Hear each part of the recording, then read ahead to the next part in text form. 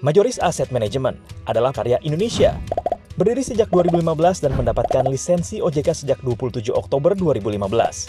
Majoris tumbuh dengan visi menjadi manajer investasi yang dipercaya investor, dengan memegang teguh profesionalisme dan konsistensi kinerja jangka panjang. Sepanjang perjalanan, Majoris terus meraih pencapaian. Akhir 2015, Majoris memiliki dana kelola sebesar 26 miliar melalui 2 reksadana open-ended. 2017, Majoris memiliki spektrum reksadana lengkap.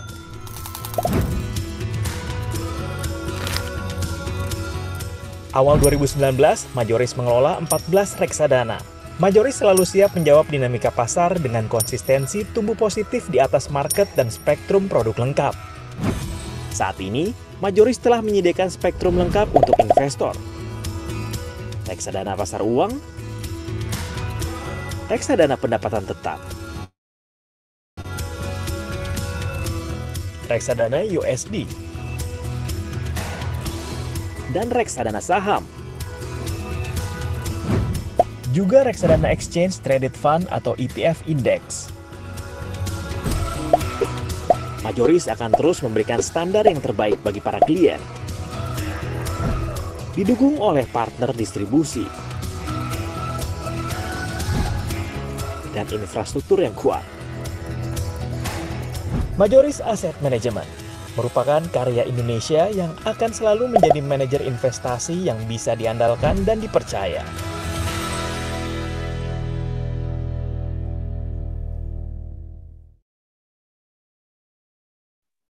Baik, bismillahirrahmanirrahim. Assalamualaikum warahmatullahi wabarakatuh.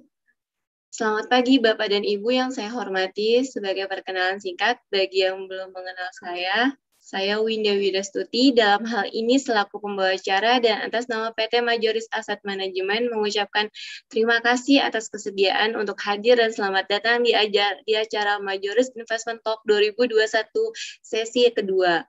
Kepada yang terhormat, Bapak Handi Yunianto selaku pembicara pada acara di pagi hari ini dan para tamu undangan yang telah berkenan hadir di acara hari ini. Telah hadir juga pada acara hari ini Bapak Zulfa Hendri selaku Direktur Utama PT Majoris Asset Management, Bapak Dasrul Caniago selaku Direktur PT Majoris Asset Management, Ibu Gresia Kusyanto selaku Direktur PT Majoris Asset Management, dan juga Bapak Rafdi Prima selaku Chief Investment Officer PT Majoris Asset Management yang akan menjadi moderator pada acara di pagi hari ini. Sebelum kita memulai acara pagi hari ini, marilah kita melihat sekilas tayangan berikut.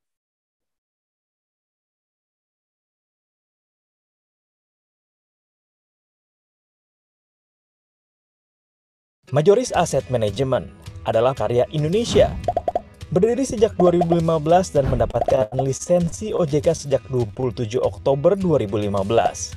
Majoris tumbuh dengan visi menjadi manajer investasi yang dipercaya investor, dengan memegang teguh profesionalisme dan konsistensi kinerja jangka panjang.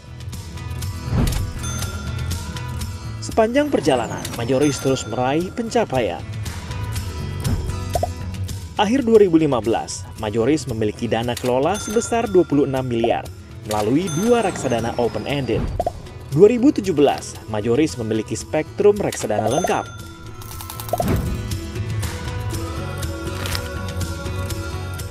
Awal 2019, Majoris mengelola 14 reksadana. Majoris selalu siap menjawab dinamika pasar dengan konsistensi tumbuh positif di atas market dan spektrum produk lengkap. Saat ini, Majoris telah menyediakan spektrum lengkap untuk investor. Reksadana pasar uang, reksadana pendapatan tetap, reksadana USD, dan reksadana saham. Juga reksadana Exchange Traded Fund atau ETF Index. Majoris akan terus memberikan standar yang terbaik bagi para klien. Didukung oleh partner distribusi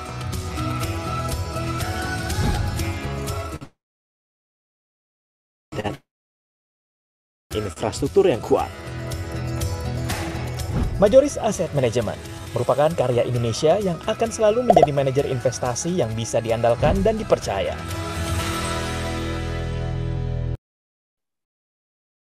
Baik, terima kasih. Untuk acara hari ini akan kita mulai dengan sambutan dari Bapak Dasrul Caniago selaku Direktur PT Majoris Asset Management. Kepada Bapak Dasrul, kami persilakan.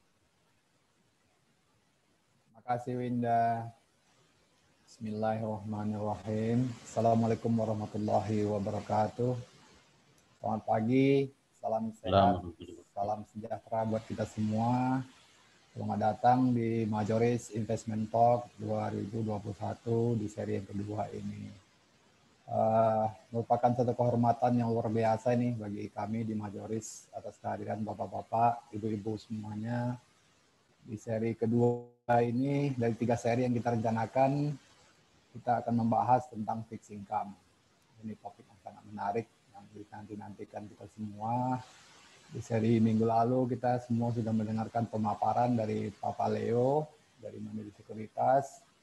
Ekonomisnya Mandiri Sekuritas memberikan pemaparan tentang ekonomi outlook dengan view-view beliau yang menurut saya sangat menyejukkan bagi kita semua, di mana beliau melihat prospek ekonomi ke depannya yang sangat positif. Ada beberapa catatan kalau menurut saya yang saya selalu ingat untuk ke depannya. Ya, salah satunya yang tidak dapat dipungkiri adalah bagaimana pemerintah bisa menangani pandemik ini dengan baik, yang nanti akan bertumpu saya rasa dengan suksesnya program vaksinasi. Kita semua melihat pemerintah itu all out ya, all out dalam hal ini, dan kita sama-sama melihat hasilnya mulai tercermin dengan turunnya angka masyarakat yang terpapar ya dalam beberapa minggu belakangan. Semoga ini berlanjut untuk kebaikan kita semuanya. Pagi ini telah hadir bersama kita ahli di fixed income Bapak Andi Yunianto dari Mandiri Sekuritas, yang akan memberikan pencerahan buat kita semua, memberikan pencerahan tentang bagaimana pengelolaan investasi di fixed income. Jangan lupa Bapak-Bapak semuanya untuk siap-siapkan pertanyaan, berinteraksi dengan beliau, gali informasi sebanyak-banyaknya, di mana kita nanti sama-sama bisa mengcapitalize momentum recovery ekonomi ini yang selama ini kita nantikan. Terima kasih banyak waktunya Pak Andi. Seperti disampaikan tadi oleh Ibu Winda, turut hadir bersama kita seluruh jajaran direksi Majoris, Pak Zulfa, Bu Grecia, terima kasih waktunya. Ya, kami di Majoris selalu hadir dengan penuh komitmen ya, komitmen, kedisiplinan, inovasi, dedikasi yang penuh dari kami dalam mengelola portofolio investasi dari bapak-bapak, ibu-ibu semua yang amanahkan kepada kami. Terima kasih banyak atas kepercayaan dan dukungannya selama ini. Nah, webinar series ini adalah salah satu bentuk komitmen kami, yang mana kami ya memberikan ini terutama dari sisi literasinya, dari sisi literasi, sisi memberikan informasi-informasi terkini, terupdate yang nanti akan disampaikan oleh para ahlinya. Mungkin selama ini banyak dari bapak-bapak itu yang bertanya kira-kira dalam pengelolaan investasi dan likuiditas itu apa saja sih yang perlu diperhatikan, aset investasi apa yang cocok kondisi ekonomi dalam kondisi ekonomi sekarang ya, kapan momentum terbaik, kapan momentum yang tepat untuk masuk di kategori aset tertentu. Dan saya rasa yang lebih penting lagi itu dalam mengambil keputusan untuk exit ya, atau untuk ambil keputusan dari sisi pengelolaan investasi bapak-bapak semua, apakah akan menambah nilai investasinya atau mengganti ke aset lain, atau juga nanti akan mengambil satu keputusan sementara untuk profit terlebih dahulu. Nah, saya rasa semoga sharing yang akan diberikan dalam 1 jam, 1,5 jam ke depan dapat menjawab pertanyaan-pertanyaan dari bapak-bapak, ibu-ibu semuanya. Saya tidak mau berlama-lama, tapi sebelum kita masuk ke acara puncak, izinkan saya menyampaikan sedikit update nih ya. Update tentang webinar series kita ini untuk saya yang ketiga. di mana seri ketiga kita akan membahas tentang equity fund ya. Apakah itu memanage equity fund dengan aktif atau non aktif, itu rencananya rencana awalnya akan kita sampaikan atau kita akan laksanakan di 10 Agustus 2021. Nah, kita mengingat pentingnya acara pamungkas ini, kita memandang momentum itu sangat penting ya dalam waktu pelaksanaan. Jadi dengan hal ini kita melihat perlu menjadwal ulang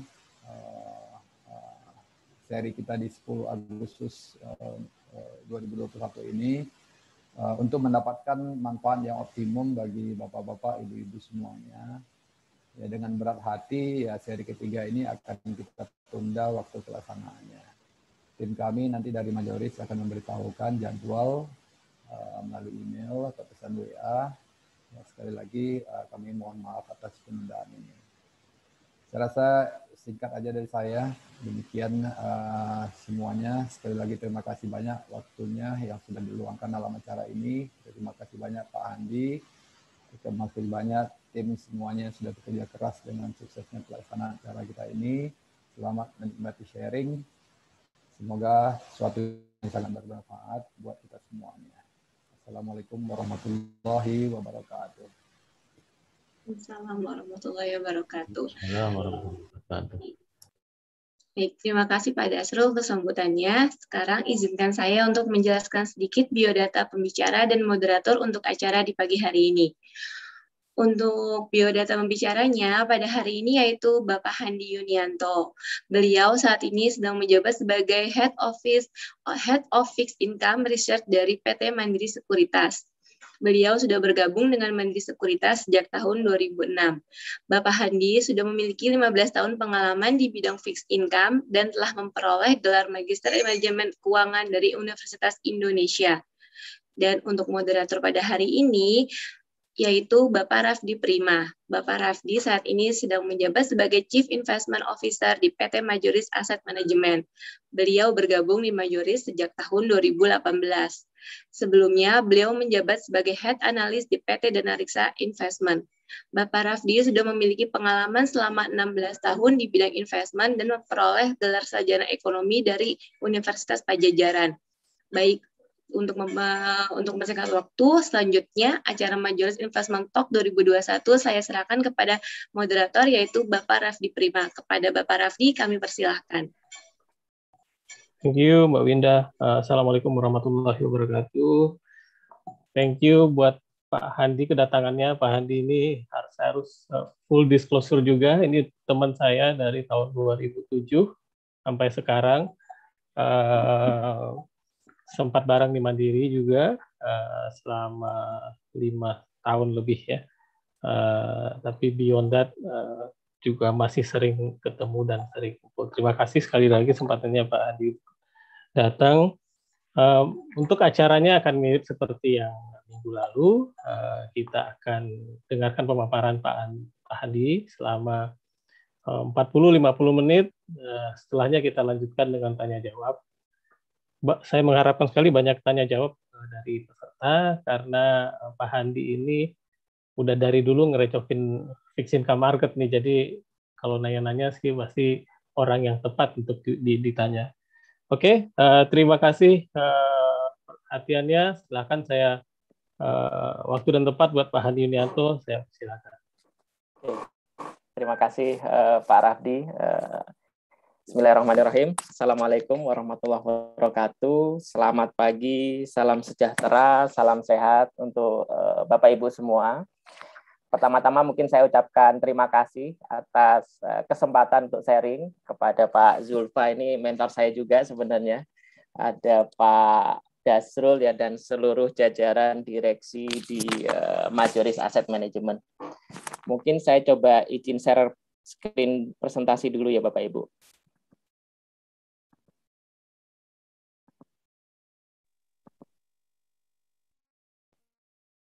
Kelihatan nggak ya Bapak Ibu?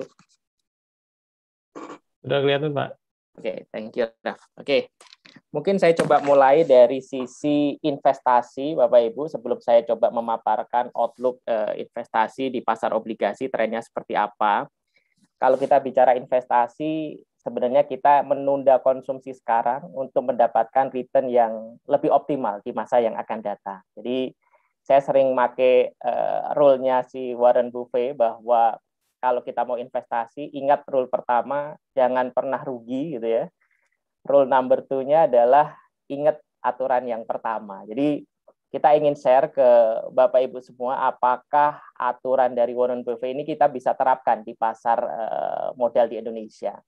Mungkin saya kasih gambaran dari sisi historical performance, Bapak Ibu bisa lihat di slide presentasi ini. Saya coba lihat kinerja investasi, baik itu di pasar uang, money market ini kebanyakan lebih ke type deposit, bond index ini adalah investasi di obligasi, GCI adalah investasi di saham. Ini ada beberapa hal yang menarik menurut saya kalau kita belajar dari sejarah. Yang pertama adalah investasi ini mengenal high risk, high return. Jadi Bapak Ibu bisa lihat di sini, kalau kita lihat risiko berinvestasi digambarkan sebagai standar deviasi return setiap tahunnya, jelas saham ini memberikan risiko yang paling tinggi, tapi secara rata-rata juga memberikan return yang paling besar. Sementara yang menengah kita bisa lihat bond index itu rata-rata risikonya relatif lebih rendah daripada saham, tapi rata-rata returnnya lebih tinggi. Dan yang paling kecil risikonya adalah money market, di mana kita lihat money market standar deviasinya hanya 1,3%, rata-ratanya 6,9%. Jadi kalau kita lihat tiga instrumen ini, Bapak Ibu bisa lihat instrumen yang tidak pernah mengalami kerugian adalah money market. Jadi dia punya risiko rendah, return yang lebih rendah, tapi memang secara return tidak pernah negatif. Tapi Bapak Ibu bisa lihat, dalam 3 tahun terakhir, money market ini trennya semakin turun. Bahkan kalau kita update 2021, mungkin Bapak Ibu tahu suku bunga deposito sekarang sangat rendah, sehingga money market return kita performanya sudah jauh lebih rendah, meskipun masih akan mencatatkan return yang positif. Nah, nanti saya jelaskan kenapa view bahwa suku bunga deposito ini masih akan tetap rendah. Yang kedua adalah kalau kita lihat dari sisi performance tadi ya, money market, bond, dan GCI, kita juga melihat dari sisi perlunya kita melakukan diversifikasi. Bapak Ibu bisa lihat dari tahun 2004 sampai 2020 tidak pernah ada satu aset kelas yang selalu outperform setiap tahunnya. Jadi Bapak Ibu bisa lihat 2004 sampai 2007 memang GCI outperform. Tapi begitu krisis 2008, GCI itu turunnya bisa sampai minus 50,6%. Kemudian kalau kita lihat di beberapa tahun kemudian saham outperform, tapi kadang-kadang kita bisa lihat 2011-2012, kita ingat waktu Indonesia investment grade, obligasi justru outperform. Dan di tahun 2013 waktu krisis, pasar modal kita underperform, money market yang outperform. Tapi yang menarik Bapak Ibu bisa lihat, 2 tahun terakhir, 2019-2020, pasar obligasi ini memberikan kinerja yang jauh lebih bagus dibandingkan saham, dan jauh lebih bagus dibandingkan money market. Nah, ini yang sering ditanyakan oleh investor ke kami bahwa ini pasar obligasi sudah 2 tahun rally terus nih, performance-nya luar biasa, double digit, rata-rata bisa 14%. Apakah tahun ini masih bisa memberikan return yang bagus? Apakah tahun depan masih bisa memberikan return yang bagus? Karena kalau kita lihat outperform pasar obligasi 2 tahun terakhir, artinya apa? Artinya yield yang ditawarkan obligasi itu semakin rendah. Jadi return yang positif di pasar obligasi diperoleh dari pendapatan kupon dan adanya capital gain karena terjadi penurunan yield. Nah, ini yang coba saya share ke Bapak Ibu dari sisi view Mandiri Sekuritas melihat outlook pasar obligasi, terutama dikaitkan dengan isu normalisasi suku bunga di negara-negara maju, terutama Amerika. Nanti kita lihat apakah ini akan berdampak signifikan ke pasar obligasi kita, sehingga berapa sih ekspektasi return yang kita harapkan kalau kita mau investasi di pasar obligasi. Saya coba mulai dari review dulu Bapak Ibu. Jadi kalau kita lihat ini adalah heat map return investasi di pasar obligasi. Jadi Bapak Ibu bisa lihat di tahun 2021, return investasi di obligasi kalau kita akumulasikan dari awal tahun memberikan return yang positif sekitar 2,5%. Nah, ini yang menarik Bapak Ibu bisa lihat. Di kuartal pertama, Januari, Februari, Maret, kita bisa lihat return-nya minus, tapi begitu April, Bapak Ibu bisa lihat return investasi di obligasi mengalami return yang positif.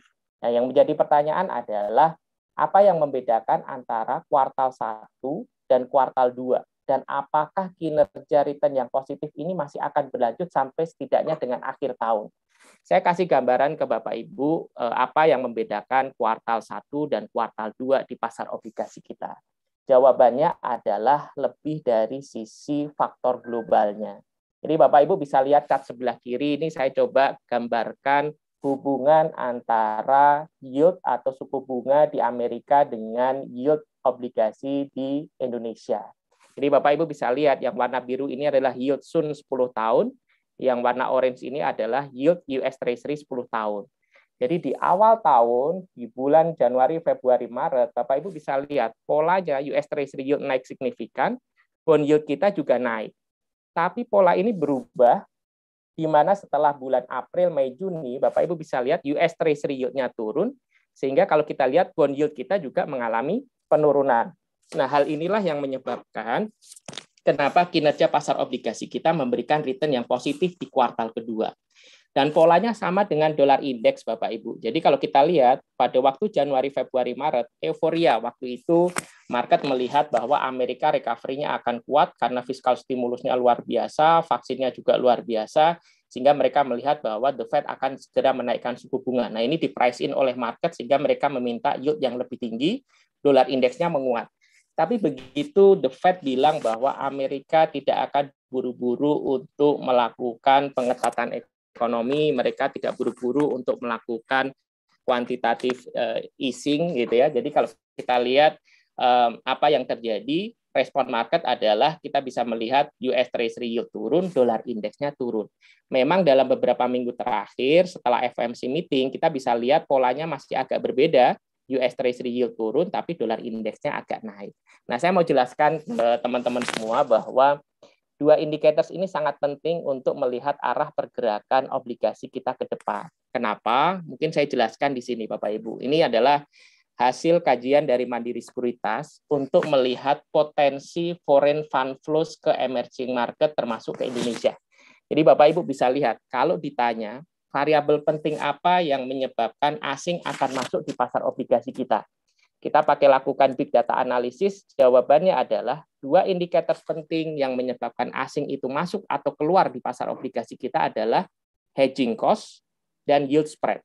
Jadi Bapak Ibu bisa lihat, di kuartal pertama kita mengalami di mana yield US Treasury naik sehingga yield spread-nya nggak terlalu menarik, dan yang kedua adalah hedging cost-nya mahal karena dolar indeksnya naik. Nah, dua indikator inilah yang menyebabkan di kuartal pertama itu asing keluar dari pasar obligasi kita, sehingga terjadi kenaikan yield, penurunan harga, return investasinya menjadi minus. Tapi setelah bulan April yang tadi kita sampaikan, US Treasury yield turun, sehingga yield spread kita menarik. Yang kedua adalah dolar indeksnya turun, sehingga hedging cost-nya murah. Nah, ini yang menjelaskan kenapa di kuartal kedua terjadi perbaikan, karena kita melihat potensi foreign fund flows masuk itu sangat besar. Nah, kalau Bapak Ibu lihat cat sebelah kanan, ini kebetulan ada yang men-track portfolio flows ke emerging market. Bapak Ibu bisa lihat Indonesia itu posisinya di sini, IDR ya. Jadi Bapak Ibu bisa lihat asing itu sudah underweight Indonesia dari tahun 2020.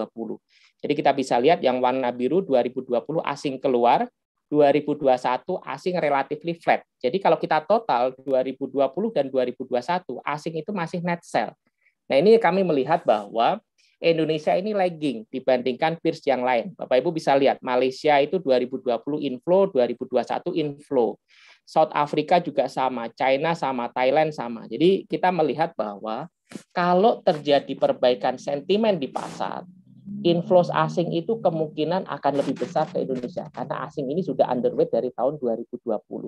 Dan yang menarik lagi adalah, kalau kita bicara dari sisi karena Indonesia ini lagging gitu ya, jadi kita melihat bahwa tekanan jual asingnya pun kemungkinan tidak akan semasif seperti 2020. Jadi asingnya sudah keluar banyak, jadi kita mengharapkan kalaupun ada tekanan jual asingnya seharusnya relatif lebih rendah. Nah, ini perkembangan yang positif dari sisi pasar obligasi kalau kita lihat dari sisi foreign fund flows ke depannya. Nah, Bapak Ibu bisa lihat di sini adalah data-data yang selalu kita kumpulkan dan kita track, karena kebetulan data kepemilikan obligasi ini diumumkan oleh DCP2R. Jadi Bapak Ibu bisa lihat di sini. Di bulan Januari, Februari, Maret jelas koreksi di pasar obligasi disebabkan oleh asing yang keluar. Jadi Bapak Ibu lihat Februari asing keluar 18,1 triliun, Maret 19,6. Dan siapa yang menjadi bayarnya? Yang menjadi bayar adalah perbankan, Bank Indonesia, asuransi, dana pensiun. Jadi kita bisa melihat bahwa support dari domestic investor itu masih sangat kuat. Nah, begitu bulan April, Mei, Juni, Bapak Ibu bisa lihat di sini, asing mulai masuk. Sementara lokal kita lihat mereka masih consistently net buy di pasar obligasi kita. Jadi saya bisa sampaikan ke Bapak Ibu, faktor market yang positif di kuartal 2 ini engine-nya ada 2. Ya. Yang pertama adalah asing sudah mulai masuk. Yang kedua adalah demand lokalnya juga masih sangat solid. Nah ini saya pikir perkembangan yang sangat positif, karena kalau kita lihat ke depannya dengan nanti kita sampaikan supply-nya makin turun, maka kita proyeksikan ada perbaikan pasar ini mungkin akan berlanjut. Nah mungkin Bapak Ibu ngelihat kok di bulan Juli ini banyak asing yang keluar lagi yang 14,6. Saya jawab Bapak Ibu bahwa di bulan Juli ini ada satu seri obligasi yang jatuh tempo totalnya itu 98,5 triliun. Makanya Bapak Ibu lihat di sini semua kepemilikan obligasi baik itu oleh perbankan, Bank Indonesia, reksadana, asuransi semua mengalami penurunan karena ada obligasi yang jatuh tempo dan pemerintah auction-nya itu baru 1 kali. Jadi kita ngelihat ini menggambarkan bahwa perbankan saat ini itu benar-benar ample liquidity karena obligasinya yang jatuh tempo ini jadi cash sekarang. Nah, itu kemungkinan akan bisa menjadi potensial demand untuk obligasi kita ke depannya. Jadi saya sampaikan ke teman-teman bahwa di kuartal kedua ini engine dari positif faktor dari pasar obligasi kita berasal dari 2. Jadi dari domestik masih support dan dari asingnya sudah mulai masuk. Nah, mungkin saya kasih gambaran dari sisi dampak dari normalisasi suku bunga The Fed itu akan seperti apa. Karena orang selalu bertanya-tanya, kalau The Fed melakukan tapering QE, orang nyebutnya mengurangi stimulus moneternya dengan mengurangi kuantitatif easing yang saat ini 120 billion per bulan, maka kita melihat apakah tahun 2013 akan terulang atau tidak. Bapak Ibu mungkin ingat 2013 bond yield kita itu dari 6% naik ke 9%. Ya. Rupiahnya itu melemah sampai 30%. Jawaban saya kemungkinan probability mengulang seperti 2013 masih kecil. Nanti saya akan jelaskan faktor-faktornya seperti apa. Tapi kalau kita lihat Bapak Ibu dari sisi FMC meeting, memang The Fed memperkirakan bahwa ekonominya ini ada recovery di Amerika. Jadi Bapak Ibu lihat waktu bulan Desember The Fed memperkirakan 4,2% pertumbuhan GDP, di bulan Maret 6,5%, di bulan Juni dinaikkan lagi menjadi 7%. Unemployment, penganggurannya juga diturunkan dari 5%, 4,5%. Tapi perlu diingat teman-teman bahwa 4,5% ini belum sesuai targetnya The Fed. Karena The Fed target jangka panjangnya untuk unemployment-nya itu sekitar 3,5%. Jadi kita melihat bahwa The Fed memperkirakan unemployment-nya ini masih relatif cukup tinggi meskipun ada perbaikan. Inflasi juga diperkirakan naik, jadi 1,8, 2,4, 3,4. Tapi yang menarik adalah outlook dari inflasi 2022 itu akan kembali ke normal targetnya The Fed yaitu 2%. Jadi The Fed memperkirakan bahwa inflasi ini transitory, inflasi ini bukan struktural. Jadi kenaikan inflasi yang tinggi di mana CPI inflation Amerika itu sudah di atas 5% 2 bulan terakhir, mereka melihat ini hanya temporary. Kenapa? Yang pertama adalah karena low base, kemarin ada COVID ya, jadi menyebabkan demand-nya menjadi weak, jadi inflasinya sangat rendah, bahkan deflasi. Ini yang menyebabkan secara year on year kesannya jadi mengalami kenaikan signifikan. Yang kedua, The Fed selalu mereiterate bahwa kenaikan inflasi 2 bulan terakhir lebih karena faktor supply, di mana tahun lalu terjadi lockdown, sekarang ekonominya dibuka, demand-nya agak naik, ini yang menyebabkan supply-nya belum catch up dari sisi demand-nya. Nah, kalau reopening ekonomi ini terjadi, mereka percaya bahwa supply ini akan kembali meningkat dan ini akan bisa menyebabkan harganya akan kembali turun. Nah, ini kalau Bapak Ibu bisa lihat suku bunga yang disampaikan meskipun terjadi perbaikan revisi ke atas ekonomi, tapi karena penganggurannya belum solid sekali dan inflasi diperkirakan transitory, The Fed masih memperkirakan suku bunga tetap rendah sampai dengan tahun 2022. Jadi Bapak Ibu bisa lihat di 2021 mereka masih expect Fed Fund Rate 0,25, 2002 masih di 0,25. Baru 2023 ada potensi kenaikan 50 basis.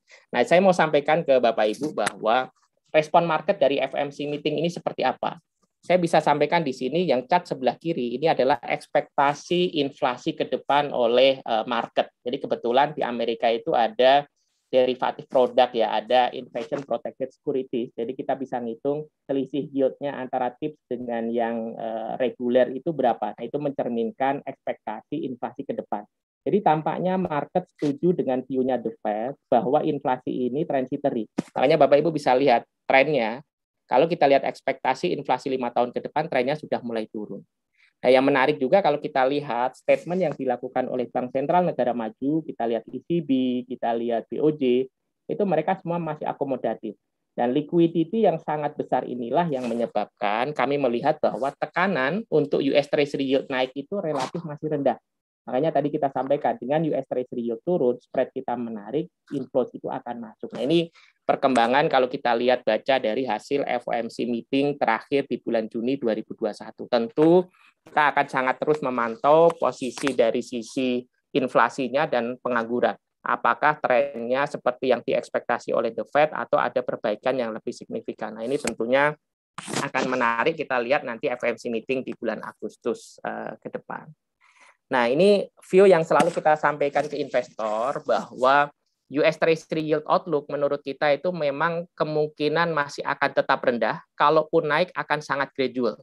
Alasannya sederhana sebenarnya, Bapak Ibu bisa lihat dua chart di sini. Yang pertama adalah dari sisi pengangguran. Ya. Jadi Bapak Ibu bisa lihat, waktu terjadi COVID di 2020 kemarin, pengangguran Amerika itu sampai 22,4 juta.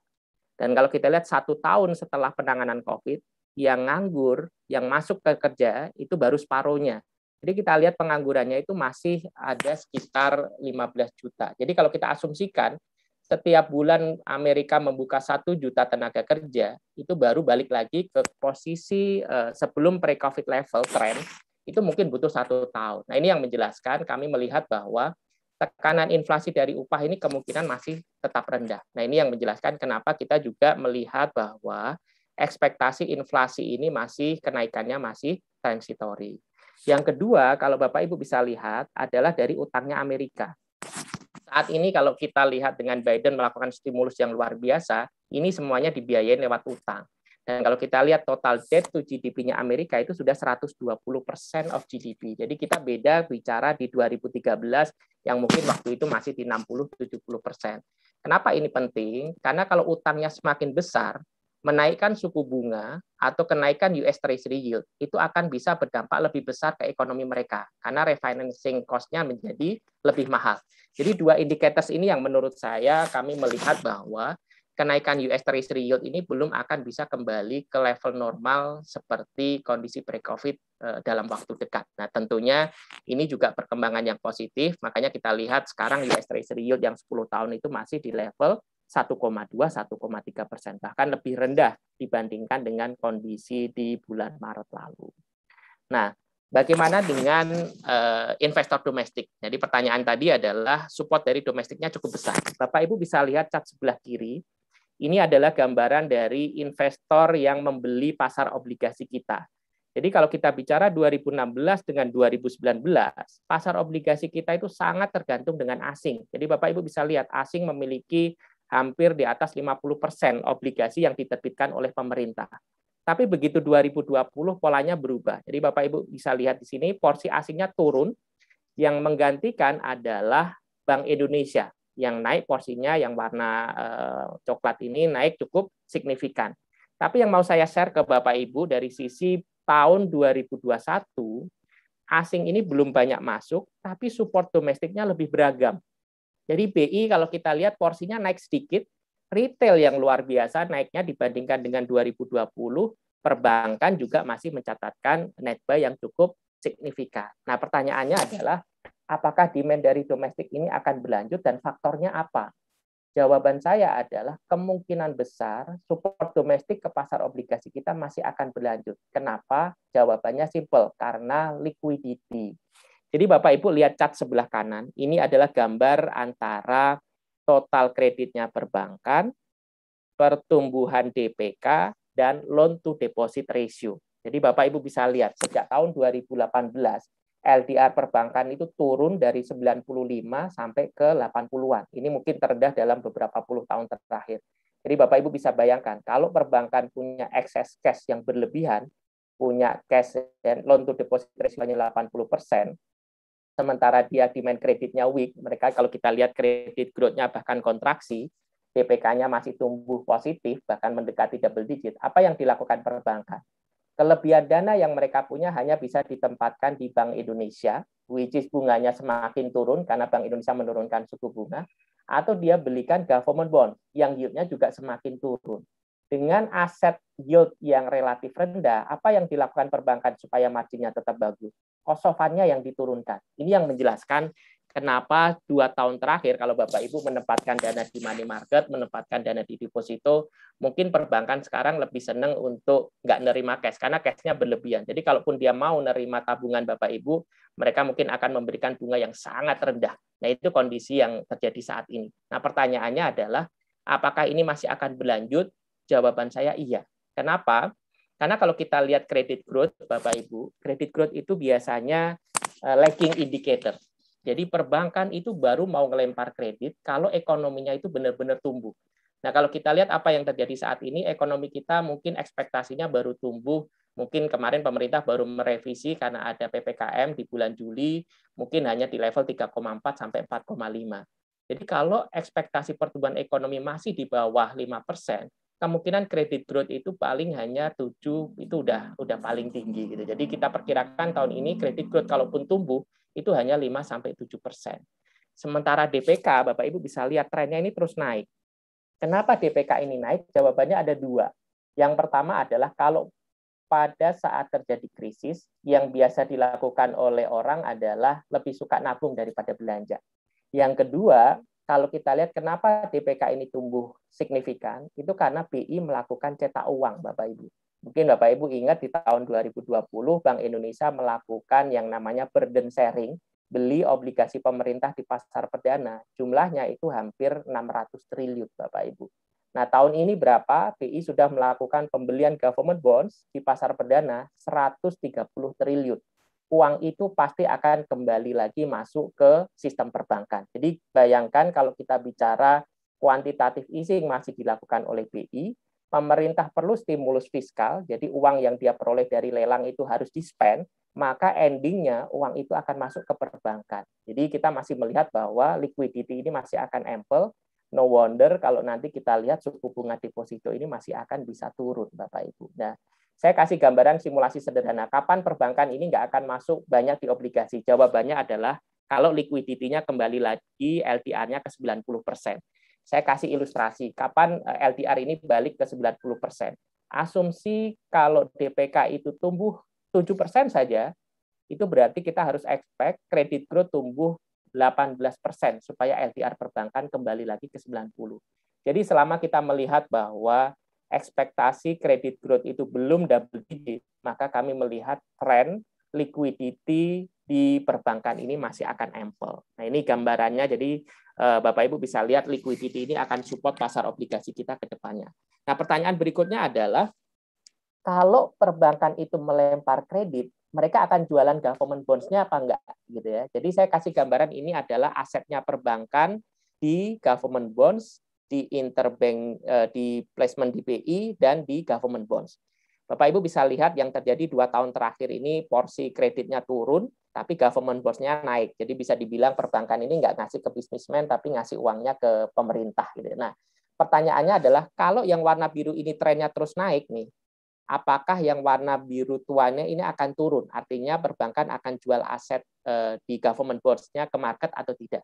Saya kasih gambaran ilustrasi pada waktu kondisi tahun 2016-2017, di mana Bapak Ibu bisa lihat kredit growth-nya naik cukup signifikan, porsi kredit ke perbankannya tumbuh positif, tapi yang menarik, yang dikurangi itu bukan government bonds-nya. Yang dikurangi terlebih dahulu adalah placement-nya di Bank Indonesia. Jadi kita melihat bahwa kalaupun perbankan ini nanti demand kreditnya naik, kredit growth-nya tumbuh, yang dilakukan pertama kali adalah bukan melakukan penjualan government bonds, tapi lebih placement-nya di BI. Jadi Bapak Ibu bisa lihat datanya, placement-nya perbankan di BI itu sekarang 600-an triliun. Sementara kalau kita bicara kondisi normal, itu hanya sekitar 300 triliun. Jadi kebutuhan dari kredit ini menurut saya bisa sedikit ditutupi dari sisi placement di BI yang dikurangi. Jadi ini juga salah satu faktor yang menurut kami support dari pasar obligasi oleh perbankan kemungkinan masih akan berlanjut. Yang menarik juga adalah dari sisi kepemilikan asing. Jadi tadi kita lihat kepemilikan asingnya sudah turun, tapi porsi yang long term investors, Bapak Ibu bisa lihat di sini, kebetulan di DJP2R membagi asing itu sebagai foreign central banks dan non foreign central banks. Kita bisa lihat non foreign central banks itu porsinya semakin turun. Jadi foreign central banks itu kayak misalkan Bank Negara Malaysia gitu ya, Bank of Thailand gitu ya, BOJ itu mereka punya obligasi pemerintah Indonesia dan mereka bukan trading. Jadi semakin besar foreign central banks ownership di kepemilikan asing di Sun kita, ini mengindikasikan bahwa semakin banyak porsi long term investor di pasar obligasi kita. Jadi ini juga perkembangan yang positif dari sisi pasar obligasi kita. Dan yang menarik adalah inflasi ya. Jadi Bapak Ibu bisa lihat kalau misalkan Dapen asuransi zaman dulu kalau ditawarin 6% mungkin nggak happy. Kenapa? Karena inflasinya dari 4% tiba-tiba naik ke 9%. Dari tadinya cuma 4% tiba-tiba naik ke 8,5%. Jadi volatility-nya tinggi. Tapi kalau kita lihat 10 tahun terakhir, tren inflasi itu turun, volatility-nya juga turun. Ini perkembangan yang sangat positif, karena kalau kita tahu inflasi hanya plus minus 1-2%, kalau kita tahu inflasi sekarang 2%, berarti inflasi paling tinggi mungkin 4%. Ditawari 6%, mereka lebih berani. Jadi ini adalah game changer menurut saya di pasar obligasi, di mana investor akan bisa lebih berani lock investasi jangka panjangnya, karena tren inflasi dan volatility inflasinya ini relatif lebih rendah. Ini beda kita bicara 2013, 2016 yang swing inflasinya tinggi, karena waktu itu pemerintah banyak melakukan subsidi, terutama di harga BBM ya, sehingga kalau subsidi dicabut, tiba-tiba naik. Tapi tren sekarang jauh membaik, dan kalau kita lihat mungkin dampak dari infra juga mulai kick in di inflasi kita, seperti irigasi, kita bisa melihat suplai beras itu sangat melimpah. Jadi kita nggak perlu import, dan kalau kita lihat ini menyebabkan harga makanan kita, harga pangan itu relatif stabil. Kita juga melihat harapannya dengan infra yang semakin connected, kita juga mengharapkan logistik cost-nya turun. Jadi ceritanya kalau kita bicara inflasi ini memang sesuai dengan ekspektasi Bank Indonesia bahwa target inflasi itu kemungkinan hanya 2 plus minus 1. Jadi kalau itu bisa berlanjut dan sustain, kita melihat ada perubahan dari sisi ekspektasi return kalau kita mau investasi di obligasi, kita bandingkan kondisi tahun 2013 atau 2016. Nah, ini ada gambaran juga bahwa kenapa kita melihat bahwa dampak dari tapering QE ini kemungkinan tidak akan semasif seperti 2013. Mungkin Bapak Ibu bisa ingat 2013 ekonomi kita itu running hot economy ya. Jadi kita ingat 2013 itu credit growth-nya double digit. Kita ingat inflasi bahkan sampai 8% gitu ya. Sehingga ekonomi kita naik kenceng, kita butuh importnya luar biasa. Sehingga pada waktu 2013 istilahnya current account deficit, jadi dolar yang masuk dengan dolar yang keluar, lebih banyak dolar yang keluar karena kita lebih banyak import daripada ekspornya, secara gampangnya seperti itu. Nah, ini tentu perlu pembiayaan. Jadi kalau defisitnya makin besar, kita butuh inflows yang lebih besar. Kita butuh US dollar masuk di kita lebih besar. Nah, begitu ada sentimen bahwa The Fed melakukan tapering QE, jadi mereka cetak uangnya dikurangi, negara-negara ini kena hit yang paling besar karena dia tahu kalau dia current account-nya defisit dan tidak bisa dibiayai oleh portfolio flows, maka yang terjadi adalah cadangan devisanya akan berkurang karena cadangan devisa itu digunakan untuk menutup defisit dari current account-nya. Nah, Bapak Ibu bisa lihat di tren saat ini apa yang terjadi. Current account kita bahkan surplus sedikit. Artinya apa? Kebutuhan dolarnya itu nggak sebesar seperti kondisi 2013. Kenapa ini terjadi? Karena ekonomi kita memang below potensial. Ekonomi kita yang biasa running di 5-6%, sekarang kita susah banget untuk running di level 3-4%. Jadi kebutuhan importnya nggak terlalu besar. Dan dari sisi ekspor ada perbaikan, Bapak Ibu. Jadi kita melihat bahwa pola ini juga sesuatu yang baru di pasar obligasi atau makroekonomi kita, sehingga kita melihat bahwa ekspektasi tekanan terhadap rupiah ini menjadi jauh lebih berkurang dibandingkan dengan kondisi kita bicara 2013-2014. Nah, cat sebelah kanan juga sama. Bapak Ibu bisa lihat, 2013 waktu terjadi tapering QE, porsi asing di pasar obligasi kita itu 35%-an. Sekarang tinggal 22%. Nah, warna kuning ini adalah rata-rata emerging market. Jadi polanya sama, Bapak Ibu. Jadi kalau 2013 semua menghindari emerging market karena dia memiliki current account deficit, nggak hanya Indonesia, semua IM juga terjadi hal yang sama. Tapi sekarang Indonesia IM itu juga current account-nya ada perbaikan. Kepemilikan asingnya juga jauh mengalami penurunan. Jadi dua indicators ini yang menurut saya, kalau Bapak Ibu mengharapkan ada kenaikan yield yang signifikan, mengharapkan yield kembali ke 9%, probability-nya masih kecil Bapak Ibu, karena kondisi 2013 dengan kondisi sekarang sudah jauh berbeda. Nah, ini saya kasih gambaran dari sisi makronya. Secara umum kita bisa lihat posisi Indonesia, baik dari sisi current account deficit, dari sisi FX reserve, cadangan devisa, inflasi, volatility currency kita selalu lebih baik dibandingkan IM lain. Memang utang kita nambah, tapi kalaupun kita lihat dibandingkan negara-negara yang lain, kita pun turun peringkatnya hanya 2. Kita melihat negara-negara yang lain juga mengalami debt to GDP yang naik signifikan. Fiskal defisit kita memang naik, tapi kalau kita lihat negara-negara lain juga terjadi hal yang sama. Jadi kita melihat secara makro Indonesia harusnya jauh lebih bagus. Nah, bagaimana dengan valuasi? Jadi Bapak Ibu bisa lihat, kalau asing mau investasi di pasar obligasi selalu membandingkan risk dan return ya. Nah, risikonya apa? Buat asing kalau mau masuk di pasar obligasi kita, currency. Dia tahu yield-nya bagus, tapi kalau currency-nya melemah di atas yield-nya, ya nggak untung buat asing. Gitu. Jadi, kita pakai proxy current account deficit percent of GDP sebagai currency risk. Jadi kita lihat di sini, risiko Indonesia relatif lebih kecil dibandingkan dengan IM lain seperti Turki, Rumania, Brazil, Hungari. Secara return, kalau kita bandingkan yield kita dengan inflasi, kita selisihkan, Indonesia juga termasuk real yield yang sangat tinggi. Jadi kita bisa lihat di sini bahwa kondisi saat ini negara-negara emerging market lebih banyak yang valuasinya menarik dibandingkan dengan kondisi 2013. Kita melihat hanya beberapa negara yang memang risikonya cukup tinggi, yaitu Turki, Rumania, Brasil, dan Hungari, karena current account deficit-nya relatif lebar, real yield-nya negatif. Makanya tidak heran, Bapak Ibu, Turki, Brasil adalah negara yang menaikkan suku bunga, ya, karena mereka melihat bahwa tekanan inflasinya relatif masih tinggi.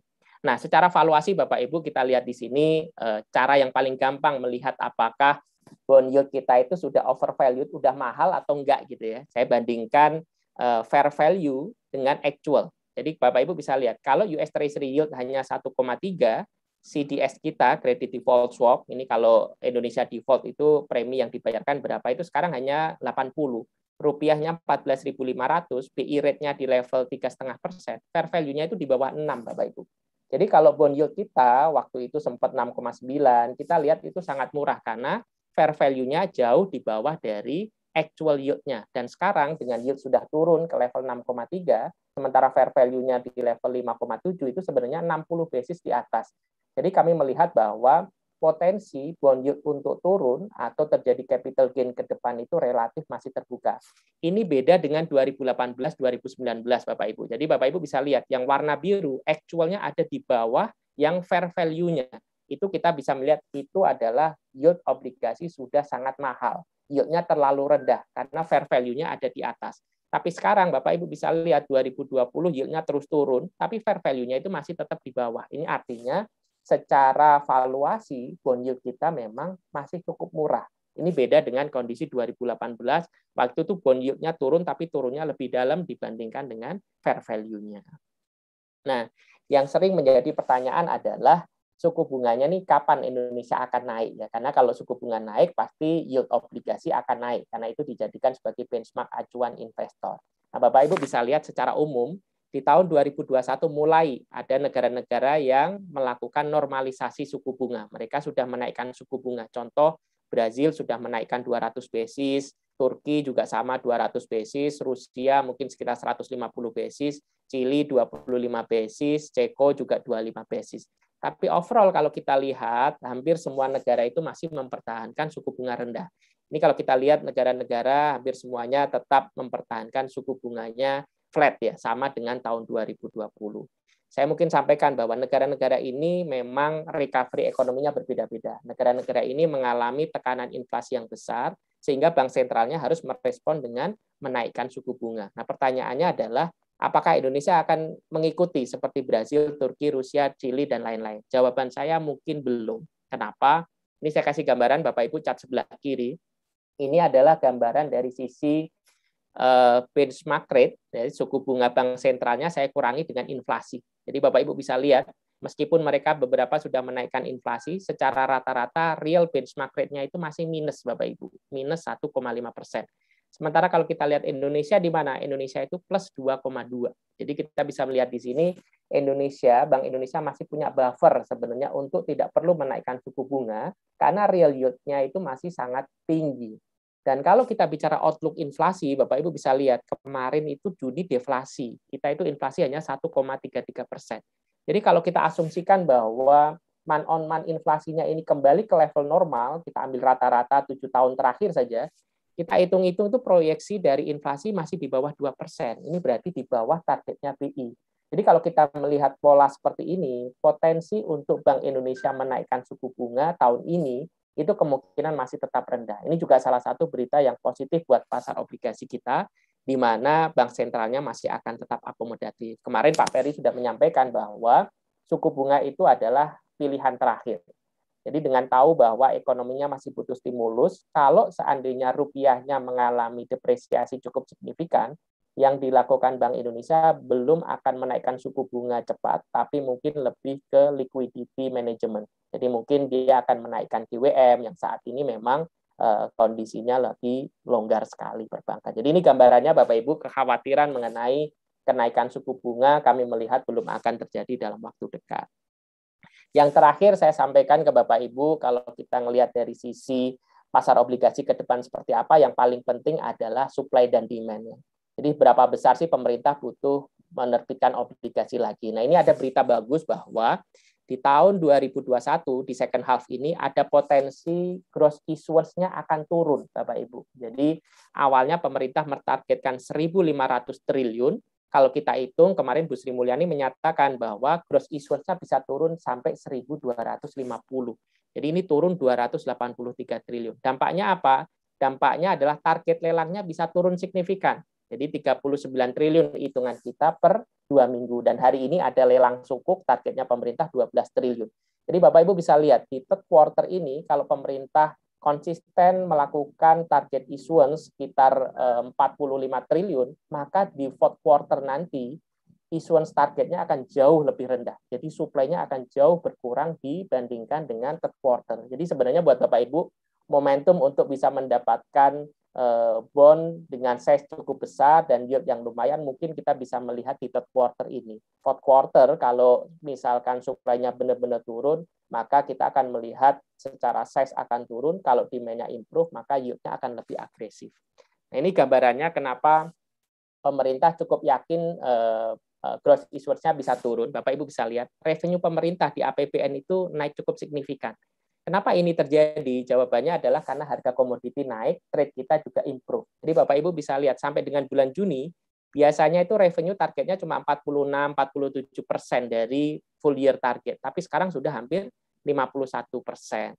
Sementara expenditure kita ngelihat, kalau kita lihat rata-ratanya juga sekitar 42-43. Dan sekarang juga business as usual. Jadi kita melihat bahwa ada potensi budget defisit kita mungkin nggak akan sesuai dengan target, bahkan mungkin bisa sedikit lebih baik ya. Jadi ini akan bisa mengurangi gross issuance target. Yang kedua adalah pemerintah itu punya saldo anggaran lebih. Jadi pemerintah melakukan pembiayaan tahun lalu burden sharing dengan BI 600 triliun itu belum di-spend semua. Jadi rekeningnya pemerintah di BI itu ada kemarin salnya itu hampir 400 triliun. Jadi Bapak Ibu bisa bayangkan pemerintah punya cash 400 triliun ditaruh di BI dan bunganya hanya setengah dari BI rate. Nah, ini akan lebih bagus digunakan untuk mengurangi gross issuance target. Kenapa? Karena kalau pemerintah minjem dari obligasi, mungkin bunganya di 6%-an, jadi negatif carry. Nah, ini perkembangan yang sangat positif. Jadi penggunaan SAL, kemungkinan budget defisit nggak akan melebihi 1.000 triliun. Nah, semuanya ini akan bermuara ke gross issuance target yang lebih rendah. Nah, ini gambarannya Bapak Ibu dari sisi lelang ya. Ini saya kumpulkan datanya incoming bids-nya lelang, terus berapa yang diisut pemerintah dan BI beli berapa gitu. Nah, ini perkembangannya kalau kita lihat bulan Juli belum terakhir, tapi Bapak Ibu bisa lihat incoming bids-nya itu terus naik. Berarti demand terhadap obligasi ini meningkat. Dan yang menarik adalah kita lihat partisipasi BI makin turun, Bapak Ibu. Jadi kalau kita lihat di Januari, Februari, Maret, BI beli rata-rata mungkin bisa 30-an triliun. Sekarang BI paling rata-rata beli cuma 4 triliun sebulannya. Nah, ini perkembangan yang positif. Kenapa? Karena kalau BI belinya sedikit, artinya amunisi BI untuk beli government bonds di second half ini lebih besar lagi. Karena BI targetnya itu bisa 30% dari issuance targetnya pemerintah. Sementara mereka sekarang baru beli 20%. Jadi ada bantalan 10% yang bisa digunakan BI kalau terjadi gonjang-ganjing di pasar di second half. Yang kedua adalah BI turun ini artinya apa? Komitmen bahwa pemerintah dan BI untuk mendahulukan mekanisme pasar ini terbukti. Jadi kalau misalkan yang dikhawatirkan investor asing adalah kalau BI intervensi berlebihan, bond yield-nya itu tidak sesuai dengan ekspektasi bond yield market, itu mungkin akan menjadi negatif. Tapi dengan kondisi bahwa Bank Indonesia partisipasinya lebih rendah, kita melihat yield yang ada saat ini ya yield market, bukan yield karena intervensi oleh bank sentral. Jadi ini juga perkembangan yang positif dari pasar obligasi kita, kekhawatiran bahwa bank sentral intervensi berlebihan tidak terjadi dual pricing juga tidak terjadi, dan kita lihat demand-nya terus meningkat. Ini perkembangan-perkembangan yang tentu positif. Nah ini kalau saya pecah antara konvensional dan sukuk, Bapak Ibu bisa lihat semuanya polanya sama ya. Incoming bids untuk konvensional terus naik, incoming bids untuk sukuk juga terus naik. Sementara issuance pemerintah bisa sedikit di atas targetnya yang warna kuning. BI, kita lihat BI makin turun yang warna biru muda.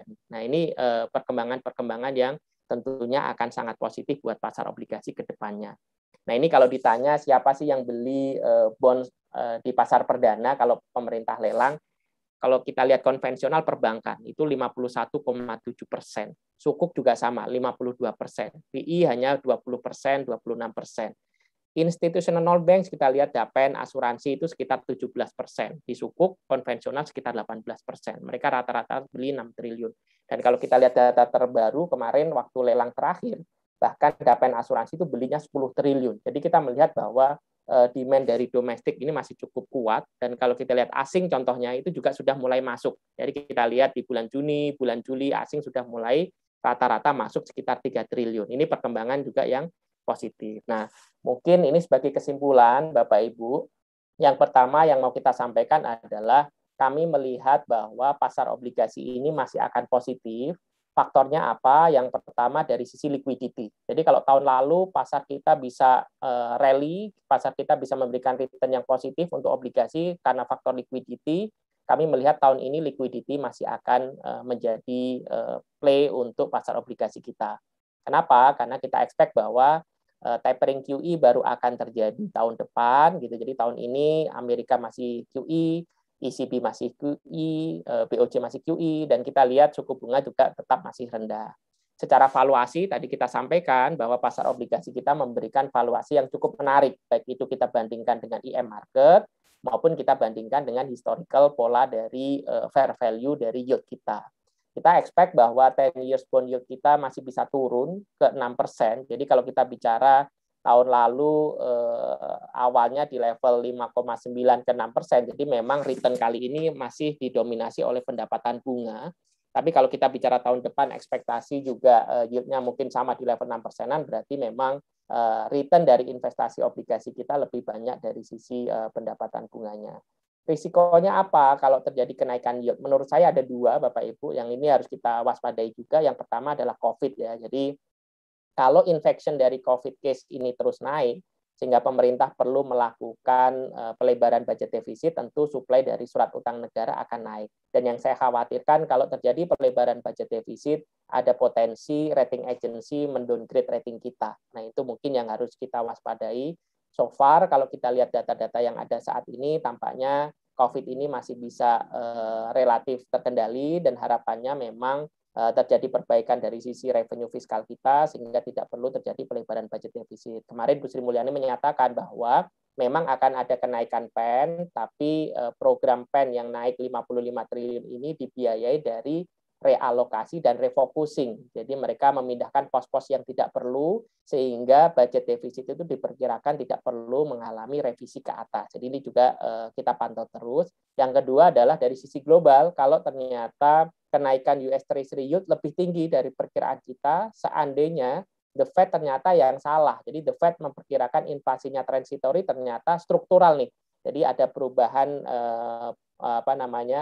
ekspektasi dari sisi kebijakan moneter. Nah ini tentu kita pantau. Tapi overall yang kita sampaikan tadi, dengan melihat data pengangguran Amerika belum solid, dengan kita melihat bahwa beban utang Amerika sangat tinggi, maka kita melihat bahwa potensi untuk kenaikan US Treasury yield signifikan masih belum akan terjadi tahun ini. Jadi bottom line-nya Bapak Ibu mungkin bisa masih positif buat investasi di pasar obligasi, tapi lagi-lagi kita sampaikan harus lowering expectation return-nya Pak, karena 2 tahun sudah berturut-turut rally, yield yang ditawarkan saat ini cukup rendah, jadi mungkin kita nggak bisa mengulang performance return yang signifikan double digit misalkan dalam 2 atau 3 tahun ke depan. Tapi mengharapkan return-nya positif menurut saya masih akan bisa terjadi di pasar obligasi kita.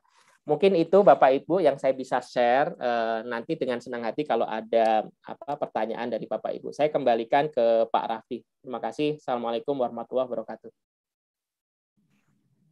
Waalaikumsalam warahmatullahi wabarakatuh. Thank you Pak Andi untuk presentasi yang sangat menarik.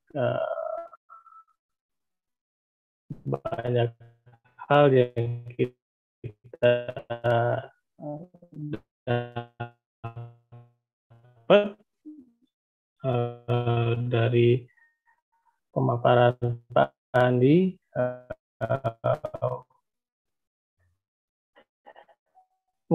Mungkin saya ditanya juga 3 penanya pertama. Suaranya putus-putus Pak Rafdi. Mungkin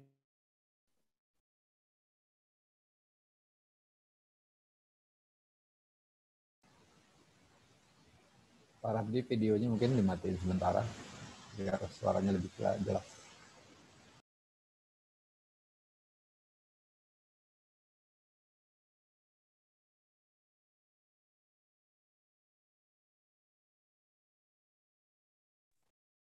halo, belum ada pertanyaan? Di bagian chat sudah ada Pak Rafdi. Oke. Mungkin ini ada pertanyaan ya, bertanya beberapa hal. Ini udah saya pilih-pilih sebenarnya karena ada beberapa pertanyaan yang mirip-mirip. Nomor 1 dari Pak Teddy, apakah tether tantrum itu terjadi di 2022 dan apakah bisa menyebabkan capital outflow yang besar-besaran? Mungkin sebenarnya tadi udah disampaikan oleh Pak Handi dalam presentasi, mungkin Pak Handi bisa elaborate lagi mengenai pertanyaan ini. Mungkin kita langsung jawab dulu, Pak Handi. Oke, terima kasih Pak Raffi, terima kasih Pak Teddy pertanyaannya. Tadi memang itu salah satu risiko Pak yang kita pantau terus, bahwa yang namanya tapering pasti akan ada dampaknya. Yang tadi orang bisa dapetin suplai dolar dengan gampang, kalau dikurangi ya pasti ada dampaknya. Cuma pertanyaannya adalah dampaknya akan semasif seperti 2013 atau tidak. Jawaban saya tadi kita sampaikan bahwa kami melihat dampak dari tapering QE yang kemungkinan terjadi di tahun 2022 itu kemungkinan jauh lebih rendah dibandingkan 2013.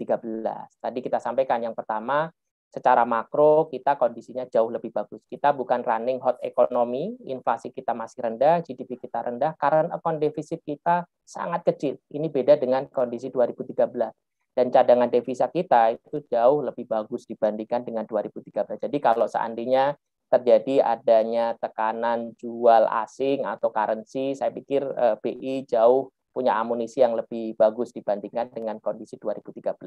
Yang kedua adalah tadi, kepemilikan asing sekarang itu lebih banyak long-term investors, Pak. Jadi selain porsi asingnya turun, kita melihat porsi kepemilikan foreign central banks yang sekarang 26% dari porsi kepemilikan sun oleh asing, ini juga perkembangan yang positif. Dan ketiga, mungkin yang menurut saya berbeda dengan 2013 adalah komunikasi The Fed ya. Jadi The Fed dengan melakukan FOMC meeting kemarin, beberapa The Fed members sudah mengindikasi akan ada kenaikan suku bunga, ada yang menginisiat bahwa tapering akan dilakukan. Menurut saya itu sinyal yang bagus buat market bahwa The Fed sudah ngasih komunikasi nih, akan ada dilakukan tapering, dan itu akan dilakukan kalau apa? Kalau ternyata inflasinya misalkan structurally naik terus, atau penganggurannya ada perbaikan cukup signifikan. Jadi mereka ngasih guidance, bahkan kalau kita lihat di pertemuan The Fed, mereka menyatakan kalaupun dilakukan tapering, yang pertama dikurangi bukannya yang US Treasury,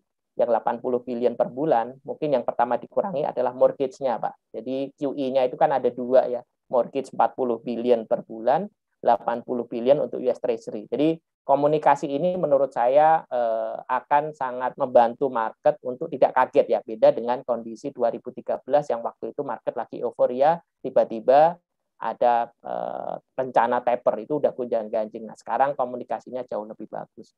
Mungkin itu Pak Teddy, jadi bottom line-nya kita melihat akan ada dampak betul, tapi mungkin nggak akan semasif seperti 2013. Terima kasih Pak.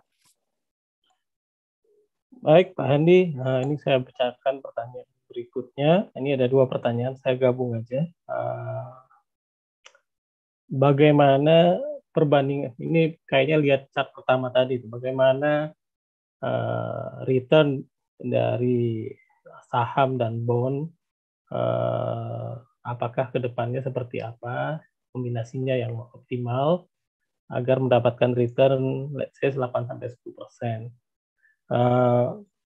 Mungkin pertanyaannya juga berhubungan, apakah obligasi lebih menarik daripada saham pada saat ini? Itu pertanyaan kedua. Tapi caveat dari saya ini ada, biasanya tradisional investment itu adalah aturan 60-40, di saham 40 bonds gitu, karena mencerminkan dengan kebutuhan pendek, menengah, dan panjangnya. Tapi silakan Pak Anto kalau punya jawaban yang lebih komprehensif. Thank you. Oke, terima kasih Pak Raffi. Oke, terima kasih pertanyaannya. Mungkin nanti kalau yang equity kayaknya ada sesi khusus ya. Mungkin saya lebih fokus ke obligasi.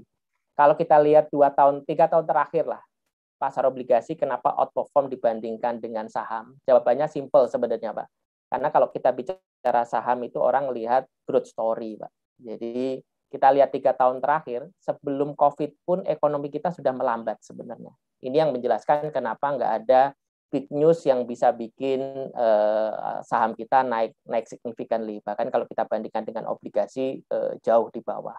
Sementara obligasi kenapa outperform? Karena begitu ekonomi kita itu mengalami resesi, bahkan tahun lalu resesi, mengalami perlambatan, apa yang dilakukan oleh Bank Indonesia? Mereka akan memberikan stimulus. Stimulusnya apa? Salah satu yang paling gampang adalah menurunkan suku bunga.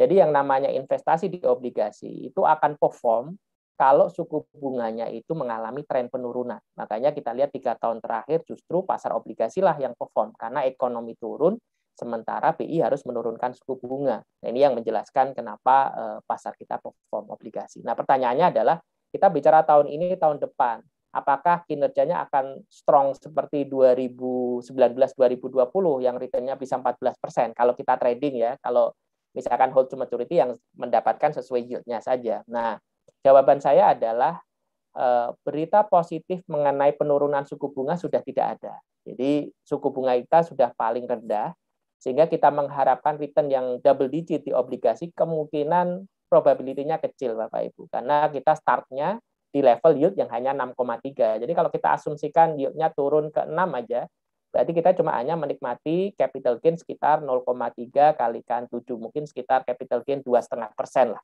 2,5% tambah 6 berarti mungkin return-nya baru 9%-an kalau kita bicara ekspektasi return investasi di obligasi. Jadi kuncinya adalah memang pertama entry level bond yield kita sudah cukup rendah, kita nggak menikmati lagi ekspektasi penurunan BI rate, karena kemungkinan kalau The Fed naikin suku bunga 2023, BI akan lebih sulit lagi untuk menurunkan suku bunga, sehingga kita melihat bahwa potensi return investasi di obligasi masih akan positif, tapi sulit mengulang prestasi 2019-2020. Nah, equity seperti apa? Nah, mungkin nanti di bagian equity, kalau ternyata memang trajektori recovery ekonomi terjadi gitu ya, dan pertumbuhan ekonomi kita diekspektasi 2 tahun, 3 tahun ke depan bisa lebih dari 5% atau 6%, tentu mungkin ekspektasi return di saham mungkin jadi lebih bagus. Tapi tadi yang kita sampaikan, khusus untuk obligasi, Pak, tahun ini mungkin masih positif, tahun depan masih positif, tapi mengulang return seperti 2019-2020 mungkin akan cukup sulit, karena BI kemungkinan untuk menurunkan suku bunganya sudah mulai sangat terbatas, dan kami melihat bahwa entry level bond yield-nya sudah cukup rendah. Mungkin itu jawabannya, Pak Raffi. Terima kasih. Ya, ini ada pertanyaan lanjutnya nih, saya akan bacakan juga. Ini mengenai Bank Indonesia dan pembeliannya ini, Pak. Tadi pas akhir-akhir presentasi Pak Anto juga udah bilang ini Bank Indonesia udah nggak ikut campur lagi nih, udah serahkan ke market. Mungkin ada yang boleh di-remind kita semua, Pak Handi ya, apakah Bank Indonesia ini masih akan melaksanakan pembelian ya, untuk surat berharga negara? Mungkin Pak Anto bisa share background aturannya dan seterusnya, dan apakah ini juga akan berlanjut sampai kapan? Thank you. Oke, terima kasih Pak Raffi. Jadi mungkin saya share ke teman-teman kenapa sih background-nya BI harus melakukan pembelian obligasi pemerintah di pasar perdana. Saya kasih gambaran, ini tidak hanya dilakukan oleh Indonesia, ini dilakukan oleh negara-negara lain, mungkin hampir semua negara, karena budget defisitnya besar, Bapak Ibu. Jadi COVID ini menyebabkan pemerintah, nggak hanya Indonesia, hampir semua negara melakukan stimulus fiskal yang luar biasa. Karena kalau nggak pakai stimulus fiskal, ya ekonominya nggak akan jalan. Nggak akan cukup dengan menurunkan suku bunga atau cetak uang. Karena orang butuh makan, orang butuh kerja, nah ini stimulus fiskal yang lebih bisa jalan. Makanya budget defisitnya besar. Saya kasih gambaran, Bapak Ibu, saya ngitung potensial demand obligasi dari investor domestik kita berapa. Saya hitung-hitung, Pak. Saya hitung-hitung berapa total asetnya perbankan, berapa total asetnya dana pensiun, total asetnya asuransi, reksadana. Kita asumsikan kalau dia tumbuh 10%, mereka bisa menyerap pasar obligasi berapa sih? Hanya 400 triliun, Pak. Jadi kalau pemerintah butuh pembiayaannya 1.000 triliun, sementara kapasitas domestik 400 triliun, dan tidak ada foreign fund flows yang masuk, ya terus pembiayaannya dari mana? Muncullah ide bahwa BI harus berpartisipasi. Nah, partisipasi BI ada dua, Bapak Ibu. Waktu tahun 2020, itu ada yang namanya SKB 1 dan SKB 2. SKB 2 itu orang nyebutnya burden sharing, di mana BI beli government bonds, tapi yield-nya 0%, Bapak Ibu. Jadi ini membantu pemerintah supaya burden pembayaran bunganya rendah. Itu ada 400 triliun. Jadi BI beli 400 triliun, bunganya 0%. Nah, sama BI dan pemerintah komitmen bahwa SKB 2 ini hanya terjadi di tahun 2020. Jadi tidak ada lagi. Jadi kalau ditanya BI masih beli atau enggak? Masih beli tapi bukan SKB 2. Karena SKB 2 di mana BI beli dengan bunga 0% hanya terjadi tahun 2020.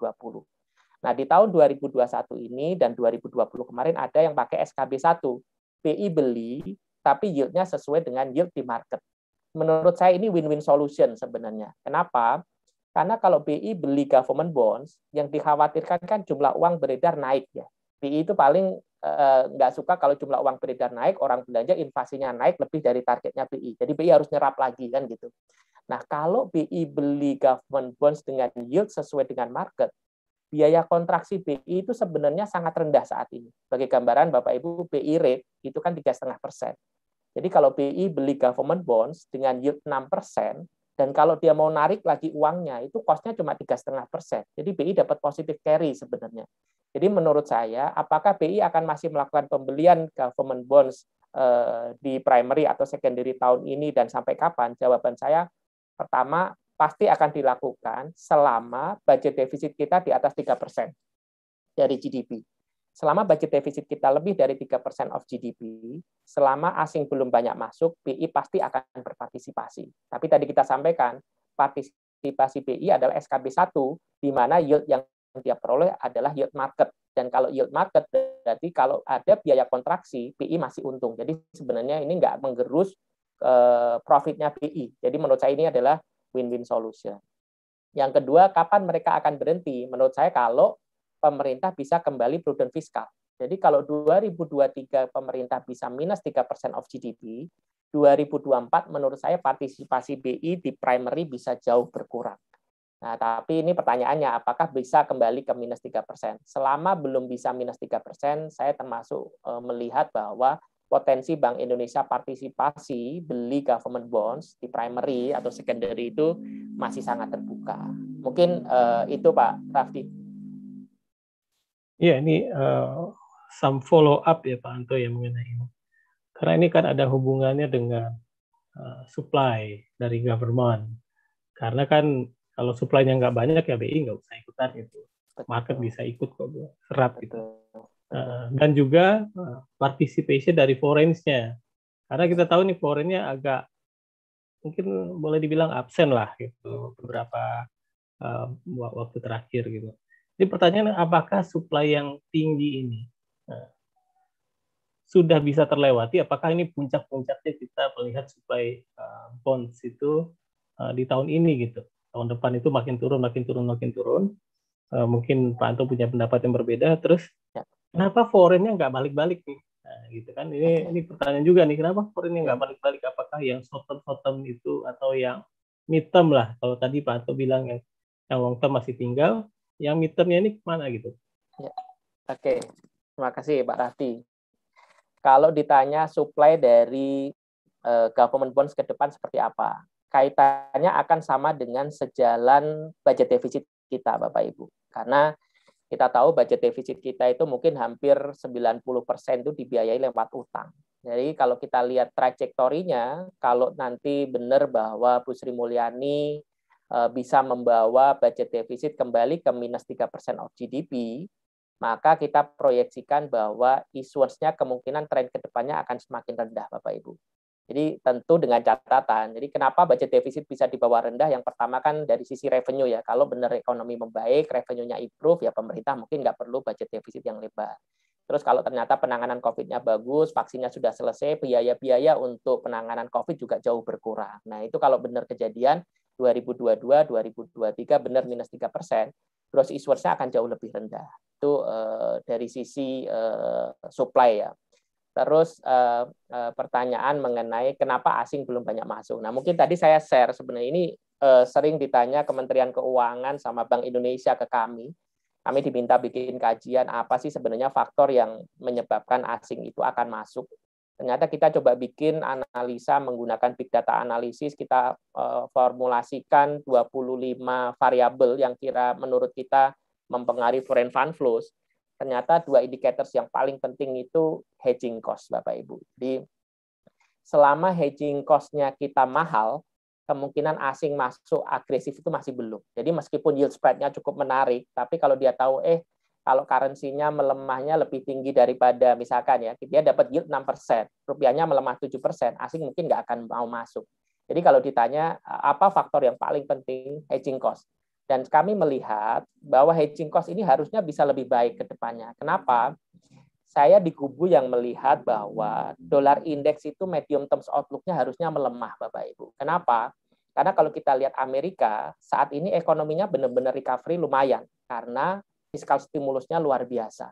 Jadi Bapak Ibu bisa bayangkan, fiskal stimulusnya Amerika itu mungkin bisa minus 12, minus 15% of GDP. Terus ada rencana infrastruktur 3 triliun US dollar. Kalau ini di-approve, itu berarti budget defisitnya lebih lebar lagi. Jadi bayangkan negara yang ekonominya tumbuh karena fiskal defisit yang gede, dibiayain lewat utang, maka dia mengalami defisit yang cukup besar. Plus, pembiayaannya itu lebih banyak dari sisi import, Bapak Ibu. Jadi Bapak Ibu kalau lihat datanya trade-nya Amerika ke China, ini yang menyebabkan kenapa Trump itu agak musuhin China, karena defisitnya itu besar. Dan saat ini itu all time high, trade defisit antara China dan US. Jadi negara yang mengalami defisit fiskal besar, trade-nya juga besar, theoretically mata uangnya akan melemah.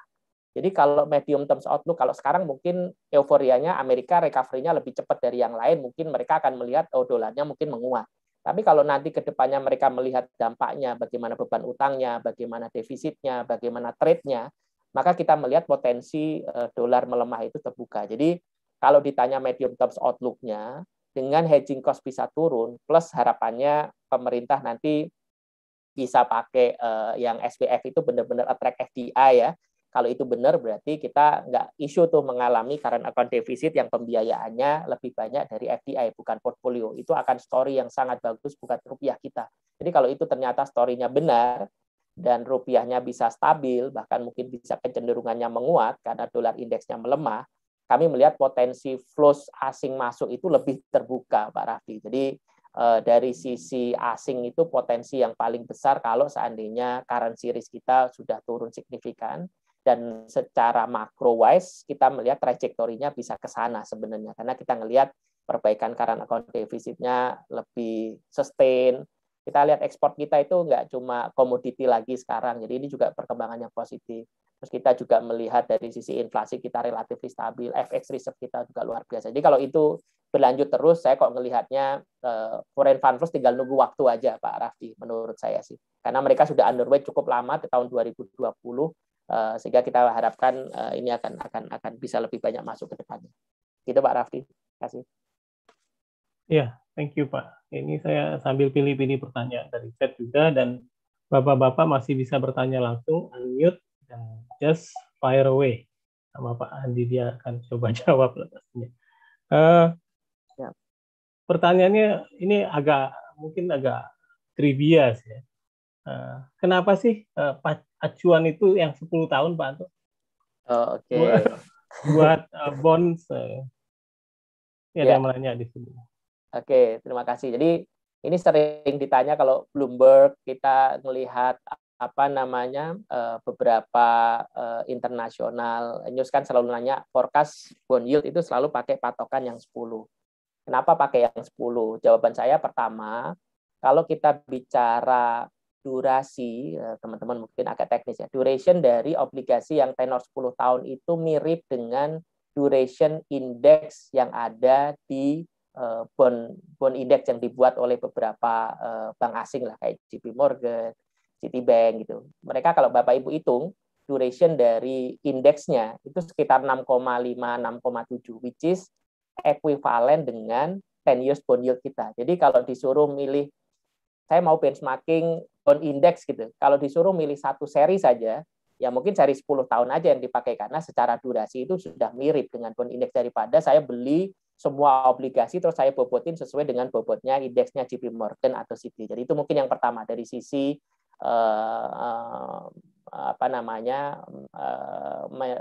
sama dengan bond index, itu yang pertama. Yang kedua adalah secara umum yang medium term bonds itu memang yang paling aktif sebenarnya. Jadi kalau kita lihat yang paling aktif di bonds kita trading itu biasanya tenor-tenor yang agak menengah, nggak terlalu panjang dan nggak terlalu pendek. Nah itu biasanya spot yang sangat diminati oleh investor-investor. Jadi dua itulah yang menjelaskan kenapa memang tenor 10 tahun itu selalu dijadikan acuan ya.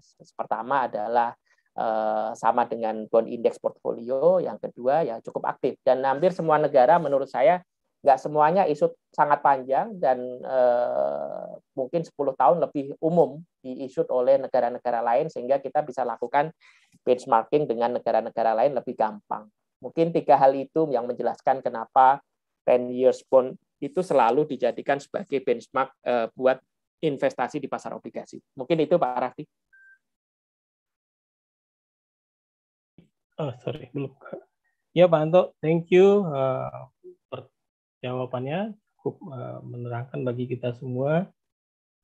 Saya masih tunggu pertanyaan langsung dari peserta.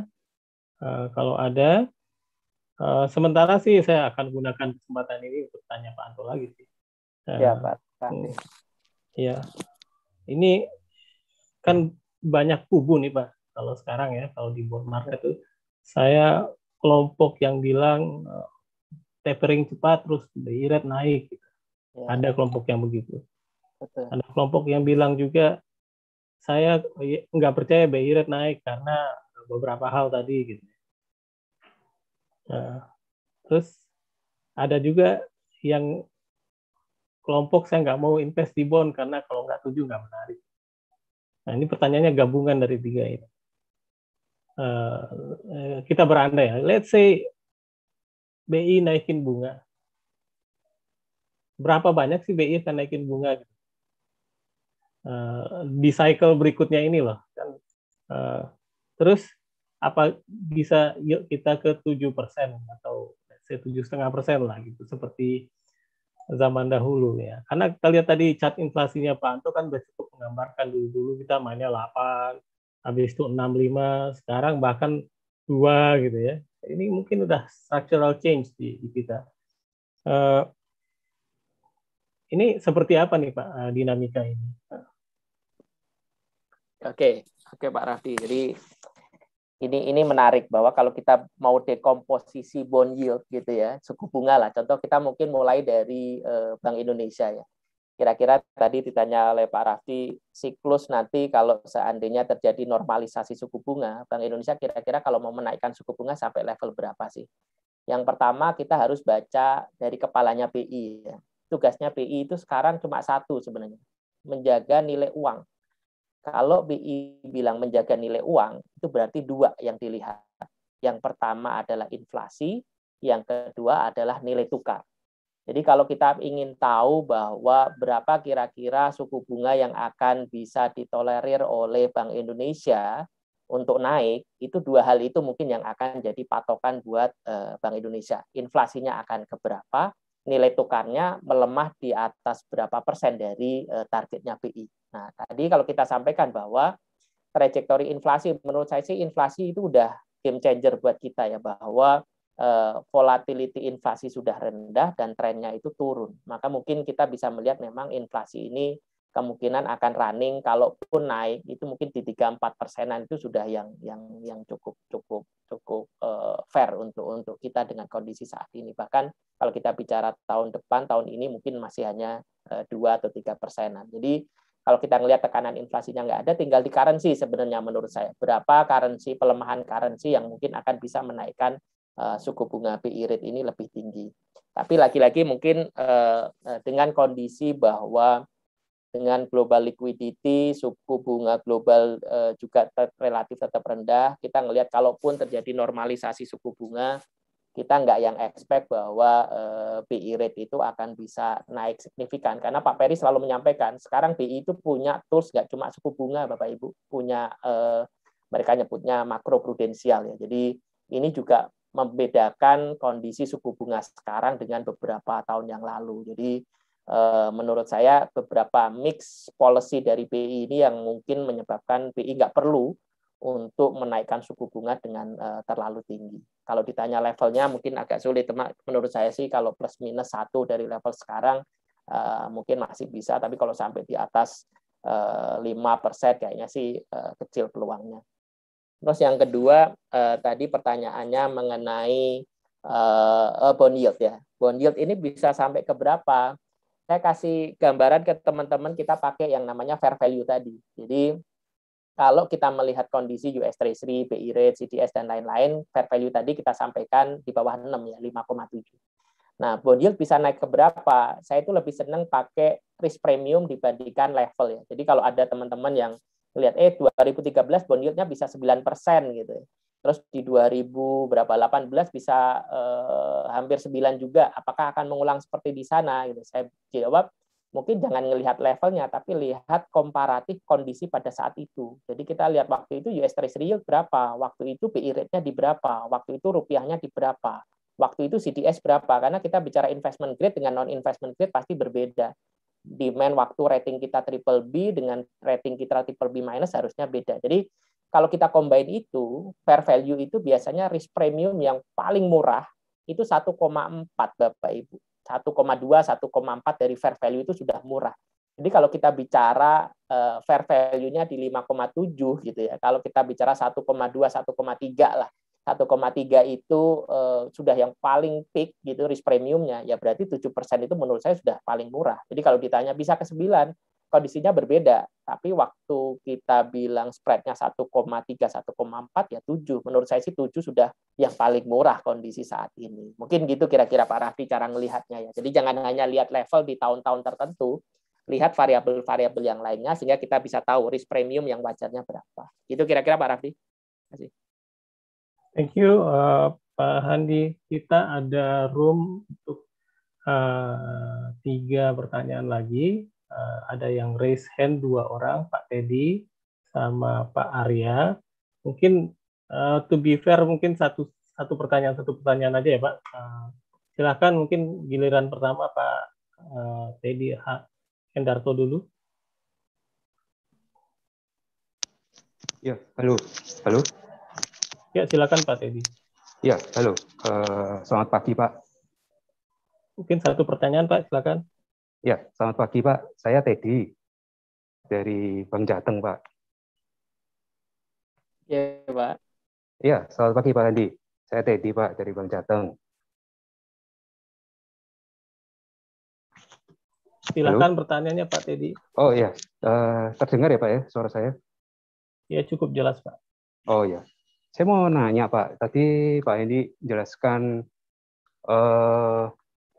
tentang taper tantrum yang mungkin terjadinya baru 2022 ya Pak ya. Nah, pertanyaan saya, ada kemungkinan atau memang sama sekali chance-nya itu kecil untuk bisa paling cepat terjadi di 2021 ini, Pak?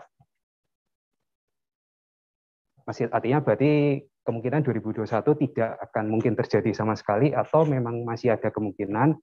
Kemudian tadi Pak Bandi juga menyebutkan bahwa taper tantrum ini tidak se-suffer semasif yang 2013. Artinya apa ya? Apakah segala sesuatunya akan berjalan dengan normal, baik mungkin kondisi nilai tukar kita, kemudian juga yield obligasi kita, apakah tidak terpengaruh sama sekali, atau kalaupun ada pengaruh, seberapa besar, apakah hanya sedikit, karena memang 2013 itu cukup masif ya, dan recovery-nya juga sepertinya takes time hampir 5 tahun. Kemudian kalau yang dibandingkan yang kemungkinan akan terjadi berikutnya ini taper tantrum, kira-kira apakah recovery-nya akan bisa jauh lebih cepat? Demikian Pak Endi, terima kasih. Ya Pak Teddy, terima kasih pertanyaannya Pak. Yang pertama mengenai timing ya, timing dari tapering ini kapan? Kalau di base skenario kami perkirakan mungkin di tahun 2022, Pak. Mungkin di first quarter atau di second quarter. Tapi ada juga beberapa yang expect bahwa tapering ini bisa dilakukan lebih cepat. Nah, kuncinya menurut saya sih komunikasinya The Fed ya Pak. Jadi clear bahwa The Fed membiarkan inflasi agak naik. Jadi concern-nya The Fed sekarang itu lebih ke growth daripada inflasi. Makanya beberapa indicators mengenai kredit growth dari pertumbuhan ekonominya US itu menjadi penting untuk kita melihat tapering ini akan bisa dilakukan kapan gitu. Jadi kalau kita lihat perkembangan terakhir dengan adanya Delta varian, kita ngelihat credit impulse, Mas. Jadi yang menarik adalah kalau kita lihat credit impulse itu flow dari kreditnya di US, baik itu US, China, atau Eropa, itu trennya sudah turun gitu. Jadi artinya tampaknya orang melihat bahwa peak ekonomi itu kemungkinan memang terjadi di second quarter. Setelah itu mungkin ada sedikit perlambatan. Nah ini kalau itu kondisinya, mungkin kita melihat bahwa taperingnya belum akan dilakukan dalam waktu dekat.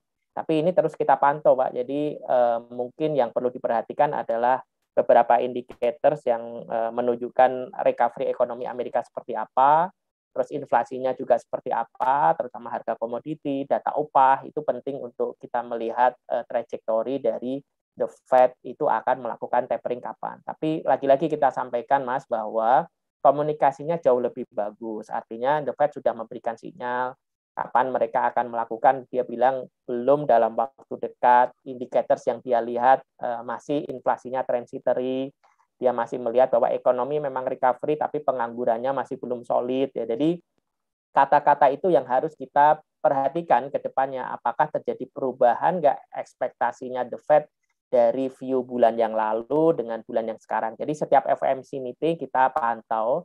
Tapi kalau menggunakan data-data saat ini, kami masih maintain view bahwa taperingnya itu mungkin belum akan terjadi di tahun ini. Kita masih melihatnya kemungkinan baru akan di tahun depan. Nah, biasanya di Agustus ini ada Jackson Hole meeting ya. Biasanya mereka ngasih gambaran lebih clear mengenai arah dari taperingnya seperti apa. Nah, mengenai dampaknya, tadi kita mungkin sudah sampaikan lagi, Pak, bahwa pertama komunikasinya lebih bagus, jadi surprise-nya nggak akan sama dengan 2013, dan secara makro dan flows asingnya berbeda ya Pak. Jadi kita lihat sekarang, tadi kita sampaikan, partisipasi asingnya sudah jauh lebih rendah, long-term investors-nya juga naik untuk yang asing. Jadi kalau ditanya apakah bisa dampak signifikan bond yield-nya ke 9, menurut saya sih enggak ya. Probability-nya masih kecil menurut saya. Jadi karena tadi faktor komunikasi bagus, makro kita lebih oke dari 2013, terutama dari sisi external risk factors. Kita juga ngelihat dari sisi flows ya, asingnya sudah jauh berkurang. Itu mungkin Mas jawabannya. Makasih. Baik, thank you Pak Anto. Kita lanjut ke pertanyaan berikutnya dari Pak M. Arya Faradi. Silakan unmute dan satu pertanyaan untuk Pak Anto. Tes, apakah sudah terdengar Pak? Ya, jelas sekali Pak. Silakan pertanyaannya. Assalamualaikum warahmatullahi wabarakatuh.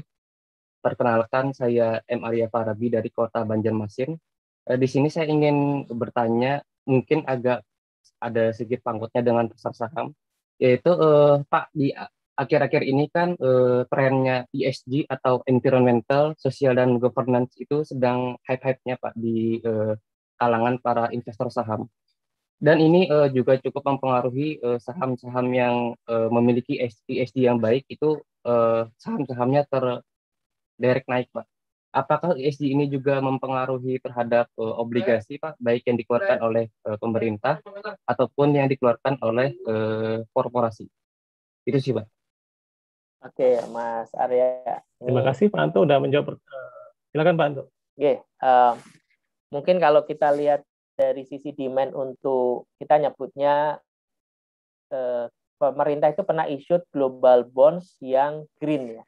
Jadi atau sustainable development goals. Jadi kalau kita lihat demand untuk yang green sukuk tapi ya bukan yang konvensional, itu luar biasa sih. Jadi memang betul bahwa tidak hanya di equity, kita ngelihat appetite untuk obligasi yang green gitu ya.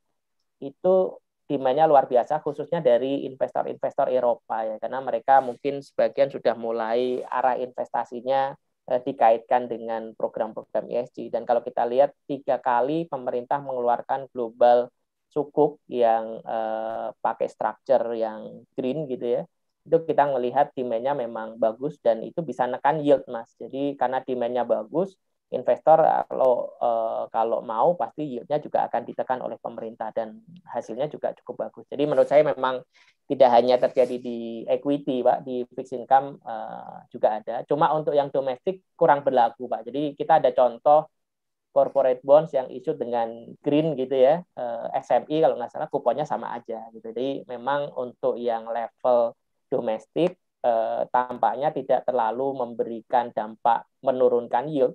Tapi kalau levelnya global bonds itu bisa, karena memang investornya lebih luas dan appetite untuk yang green ini cukup besar, terutama di investor Eropa. Mungkin itu sedikit jawaban Pak dari fixed income market. Terima kasih. Thank you Pak Arya untuk pertanyaannya dan Pak Handi untuk jawabannya. Penanya terakhir nih Pak Zulfa sendiri, silakan Pak Zulfa pertanyaan. Terima kasih, selamat siang. Mohon izin Pak Rafdi, Pak Anto ikut bertanya. Iya Pak Zulfa. Tadi menarik sekali, komprehensif sekali, dan saya kira banyak sekali catatan penting yang bisa kita pakai untuk selanjutnya kita mengelola investasi. Tapi satu hal yang tadi saya melihat sangat penting Pak Anto, hal yang men-trigger investor asing bisa masuk lagi ke Indonesia. Yang pertama itu kan Pak Anto bilang yield premium ya, jadi selisih yield-nya yang signifikan. Dan yang kedua itu yang menarik menurut saya tadi Pak Anto sampaikan yang hedging cost. Nah di sini Pak Anto kalau bisa di-elaborate sedikit, hedging cost-nya itu apa yang perlu di-hedging ya bagi asing dalam kondisi saat ini, karena tadi dari penjelasan Pak Anto juga bahwa risk premium Indonesia itu kan punya bagus ya. Rekeningnya Mandiri kan? Ya CDS-nya Indonesia Mandiri kan Pahlawan, tadi yang nostalnya. Tadi CDS Indonesia kan tergolong rendah ya Pak Anto ya. Jadi rasanya sih mungkin di situ risk premiumnya rendah. Kemudian yang satu lagi dari sisi inflasi atau interest rate. Sepertinya interest rate masih akan rendah, inflasi juga rendah. Kemudian dari sisi currency, di mana kita ekspor kita sekarang lebih, ya kita surplus lah ya, impor kita kecil gitu ya, jadi mestinya risiko di kurs kita juga rendah, sementara dolar indeks juga mestinya akan rendah Pak Anto. Nah ini, kalaupun akan ada hedging cost yang tinggi, potensinya di mana ya Pak Anto? Itu aja pertanyaan. Mau kasih Pak Anto. Terima kasih Pak Zulfa. Ini saya harusnya lebih berguru ke Pak Zulfa yang pernah di Treasury juga ini. Pak Zulfa ini lebih komplit daripada saya, cuma analis saja. Mungkin ini Pak Zulfa, kalau ditanya kenapa kita melihat hedging cost ini penting, ini sebenarnya berdasarkan data ya. Jadi kita coba bikin dari 2010 waktu kita investment grade, kita polakan nih flow asing setiap bulan, kita lihat pergerakan dari variabel-variabel yang kita asumsikan akan mempengaruhi flows asing itu seperti apa. Dan memang yang ternyata yang paling penting itu hedging cost. Nah, pertanyaan Pak Zulfa, ngapain mesti hedging kalau mereka melihat bahwa trajektori currency-nya itu harusnya menguat. Biasanya akan terlihat nanti di ini Pak, hedging cost, kalau dia melihat ekspektasi rupiah menguat itu hedging cost-nya pasti turun. Bahkan kita pernah minus Pak. Ini hedging cost itu kita pakai implied dari forward one month rate IDR USD Pak. Jadi pernah kita di mana waktu itu euforia bahwa dolar akan melemah, emerging market akan naik, itu hedging cost kita bisa bahkan minus. Nah, itu flow asingnya kencang. Tapi kalau kita lihat sekarang, Pak, memang kalau kita lihat data-datanya harusnya membaik. Tapi hedging cost kita ini masih di level, kalau kita bicara 1 bulan ya, Pak, datanya itu masih 4-5% gitu. Jadi ini mungkin membuat asing kalau mereka mau lebih secure dari sisi currency risk, mereka harus bayar tambahan 4-5%, sementara yield cuma 6,3, belum terlalu menarik. Kecuali kalau nanti arah-arah dari sisi makronya memang seperti yang kita harapkan, ada perbaikan inflasinya makin rendah, trade kita surplus, terus kita ngelihat FX reserve kita naik, gitu. Kalau story-nya itu terus berlanjut, Pak, itu mungkin nanti akan ke-reflect di implied dari yield forward untuk one month-nya. Kalau nanti balik lagi ke 2%, 1% lagi, bisa lebih rendah, itu flows-nya baru akan masuk banyak Pak. Jadi memang pilihannya memang asing bisa saja, nggak perlu hedging gitu. Jadi dia ngelihat udah 6,3 udah sangat menarik masuk. Tapi kalau kita lihat dari datanya Pak, tampaknya mereka sangat memperhatikan hedging cost ini. Jadi tentu kita lihat perkembangannya Pak, kalau ternyata memang trajektori, kalau memang tadi kita harapkan data-datanya membaik, ya nanti refleks-nya ke hedging cost-nya akan turun, bahkan kalau bisa minus. Nah itu baru asing akan lebih banyak masuk. Menurut saya mungkin gitu ya Pak Zulfa ya, harus terreflect di implied yield forward dari IDR USD. Kalau semua data-data itu memang membaik. Kalau misalkan memang menurut asing melihatnya masih ada risiko currency, menurut saya sih mungkin faktornya dari sisi asing melihatnya dari sisi external risk factors kita, mungkin dari sisi ini ya Pak ya, external debt kita yang masih cukup tinggi. Mungkin itu yang mereka masih mikir harus sangat hati-hati dari sisi itu. Mungkin itu Pak Zulfa. Ya, makasih Pak Anto. Thank you. Tadi adalah pertanyaan terakhir untuk acara kita hari ini. Saya akan nyolong pertanyaannya lewat WhatsApp aja antara Pak Andi. Tapi ya, sebelum Pak, kita selesaikan, mungkin terakhir saya kasih waktu buat Pak Andi untuk kasih kesimpulan kalau ada, atau kasih closing remarks kalau ada sebelum saya simpulkan. Oke, terima kasih Pak Rafdi, Pak Zulfa, Bapak Ibu semua, investor di Majoris Asset Management. Mungkin yang mau kita sampaikan, investasi ini memang kita menunda konsumsi dengan harapan kita mendapatkan return yang lebih optimal di masa yang akan datang. Pilihannya beragam Bapak Ibu, cuma mungkin yang kita mau sampaikan untuk investasi di obligasi, yang paling penting itu entry level bond yield Bapak Ibu. Jadi kalau ditanya sekarang entry levelnya di 6,3, berarti ekspektasi return Bapak Ibu beda dengan kalau entry levelnya di level 7 atau 8. Jadi kami melihat bahwa ke depannya obligasi ini masih akan positif, tapi yang mau kita sampaikan ke Bapak Ibu, harus merubah mindset ekspektasi return-nya di obligasi. Kenapa? Karena entry level sudah cukup rendah, inflasi kita juga structurally sudah berubah kondisinya, suku bunga kita lagi all time low, jadi masih positif, tapi mengulang prestasi 2019-2020 mungkin cukup sulit. Tapi setidaknya return Bapak Ibu masih bisa diharapkan positif jika berinvestasi di pasar obligasi kita. Mungkin itu Pak Rafdi yang saya bisa sampaikan. Terima kasih. Ya, thank you Pak Hadi untuk closing remarks. Sebagai kesimpulan hari ini, kita masih ada opportunity di fixed income market tahun ini, tahun depan, dan tahun sebelumnya. Cuman ekspektasinya mungkin yang harus di-adjust ini Pak Anto.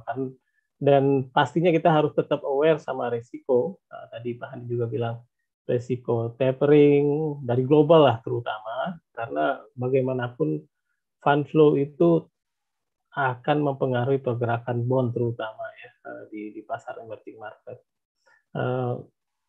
Oke, saya akan kembalikan, saya ucapkan terima kasih kepada Pak Handi Yunianto, teman saya, Terima kasih Bapak Ibu. Head of Fixed Income Analyst dari Mandiri Sekuritas. Silakan saya kembalikan ke Pak Pindad. Thank you. Baik, terima kasih Pak Rafdi. Terima kasih banyak kepada Pak Handi untuk materi yang telah diberikan pada hari ini. Semoga dapat memberi insight tambahan mengenai kondisi fixed income ke depannya. Selanjutnya, kami dari Majoris akan mengumumkan 3 pemenang door prize pada hari ini yang akan mendapatkan uang elektronik sebesar masing-masing Rp500.000, di mana pemilihan pemenang berdasarkan penilaian dari pembicara dan moderator. Untuk pemenang pertama, kami berikan kepada peserta yang menjadi penanya pertama, yaitu Bapak Teddy, dan untuk pemenang keduanya yaitu Bapak Dr. Randi, dan pemenang ketiganya yaitu Bapak Arya. Untuk setiap pemenang akan dihubungi oleh tim Majoris untuk pemberian door prize tersebut. Baik, demikian rangkaian acara Majoris Investment Talk 2021 pada hari ini, dan kami ingatkan kembali bahwa di tanggal 10 Agustus 2021 kami akan menghadirkan sesi yang ketiga dari Majoris Investment Talk 2021 dengan topik Active versus Passive Equity Fund. Besar harapan kami, Bapak Ibu bisa kembali hadir pada acara Majoris Investment Talk 2021 di sesi yang ketiga. Saya selaku pembawa acara mewakili manajemen PT Majoris Asset Management mengucapkan terima kasih dan apresiasi setulus-tulusnya atas kehadiran Bapak dan Ibu dalam acara ini. Harapan kami, acara di hari ini dapat memberikan kontribusi positif untuk Bapak dan Ibu dalam melihat perkembangan ekonomi di Indonesia pada kedepannya. Karena sesuai dengan visi dan misi dari Majoris, yaitu visinya menjadi manajer investasi yang dipercaya investor dengan kunci keunggulan adalah profesionalisme dan konsistensi kinerja yang terbaik, dan untuk misinya memberikan edukasi investasi kepada masyarakat melalui training, research, dan publikasi. Dapat terlaksana pada acara Majoris Investment Talk 2021 ini. Sebelum saya tutup, boleh untuk Pak Handi, Pak Zulfa, dan seluruh tamu undangan dapat mengaktifkan kamera videonya untuk kami lakukan foto bersama. Boleh apa diaktifkan untuk kameranya.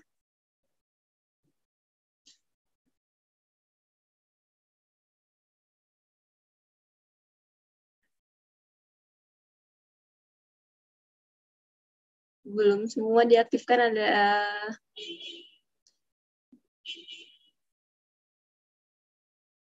baik. Untuk yang pertama saya hitung ya, 1, 2, 3.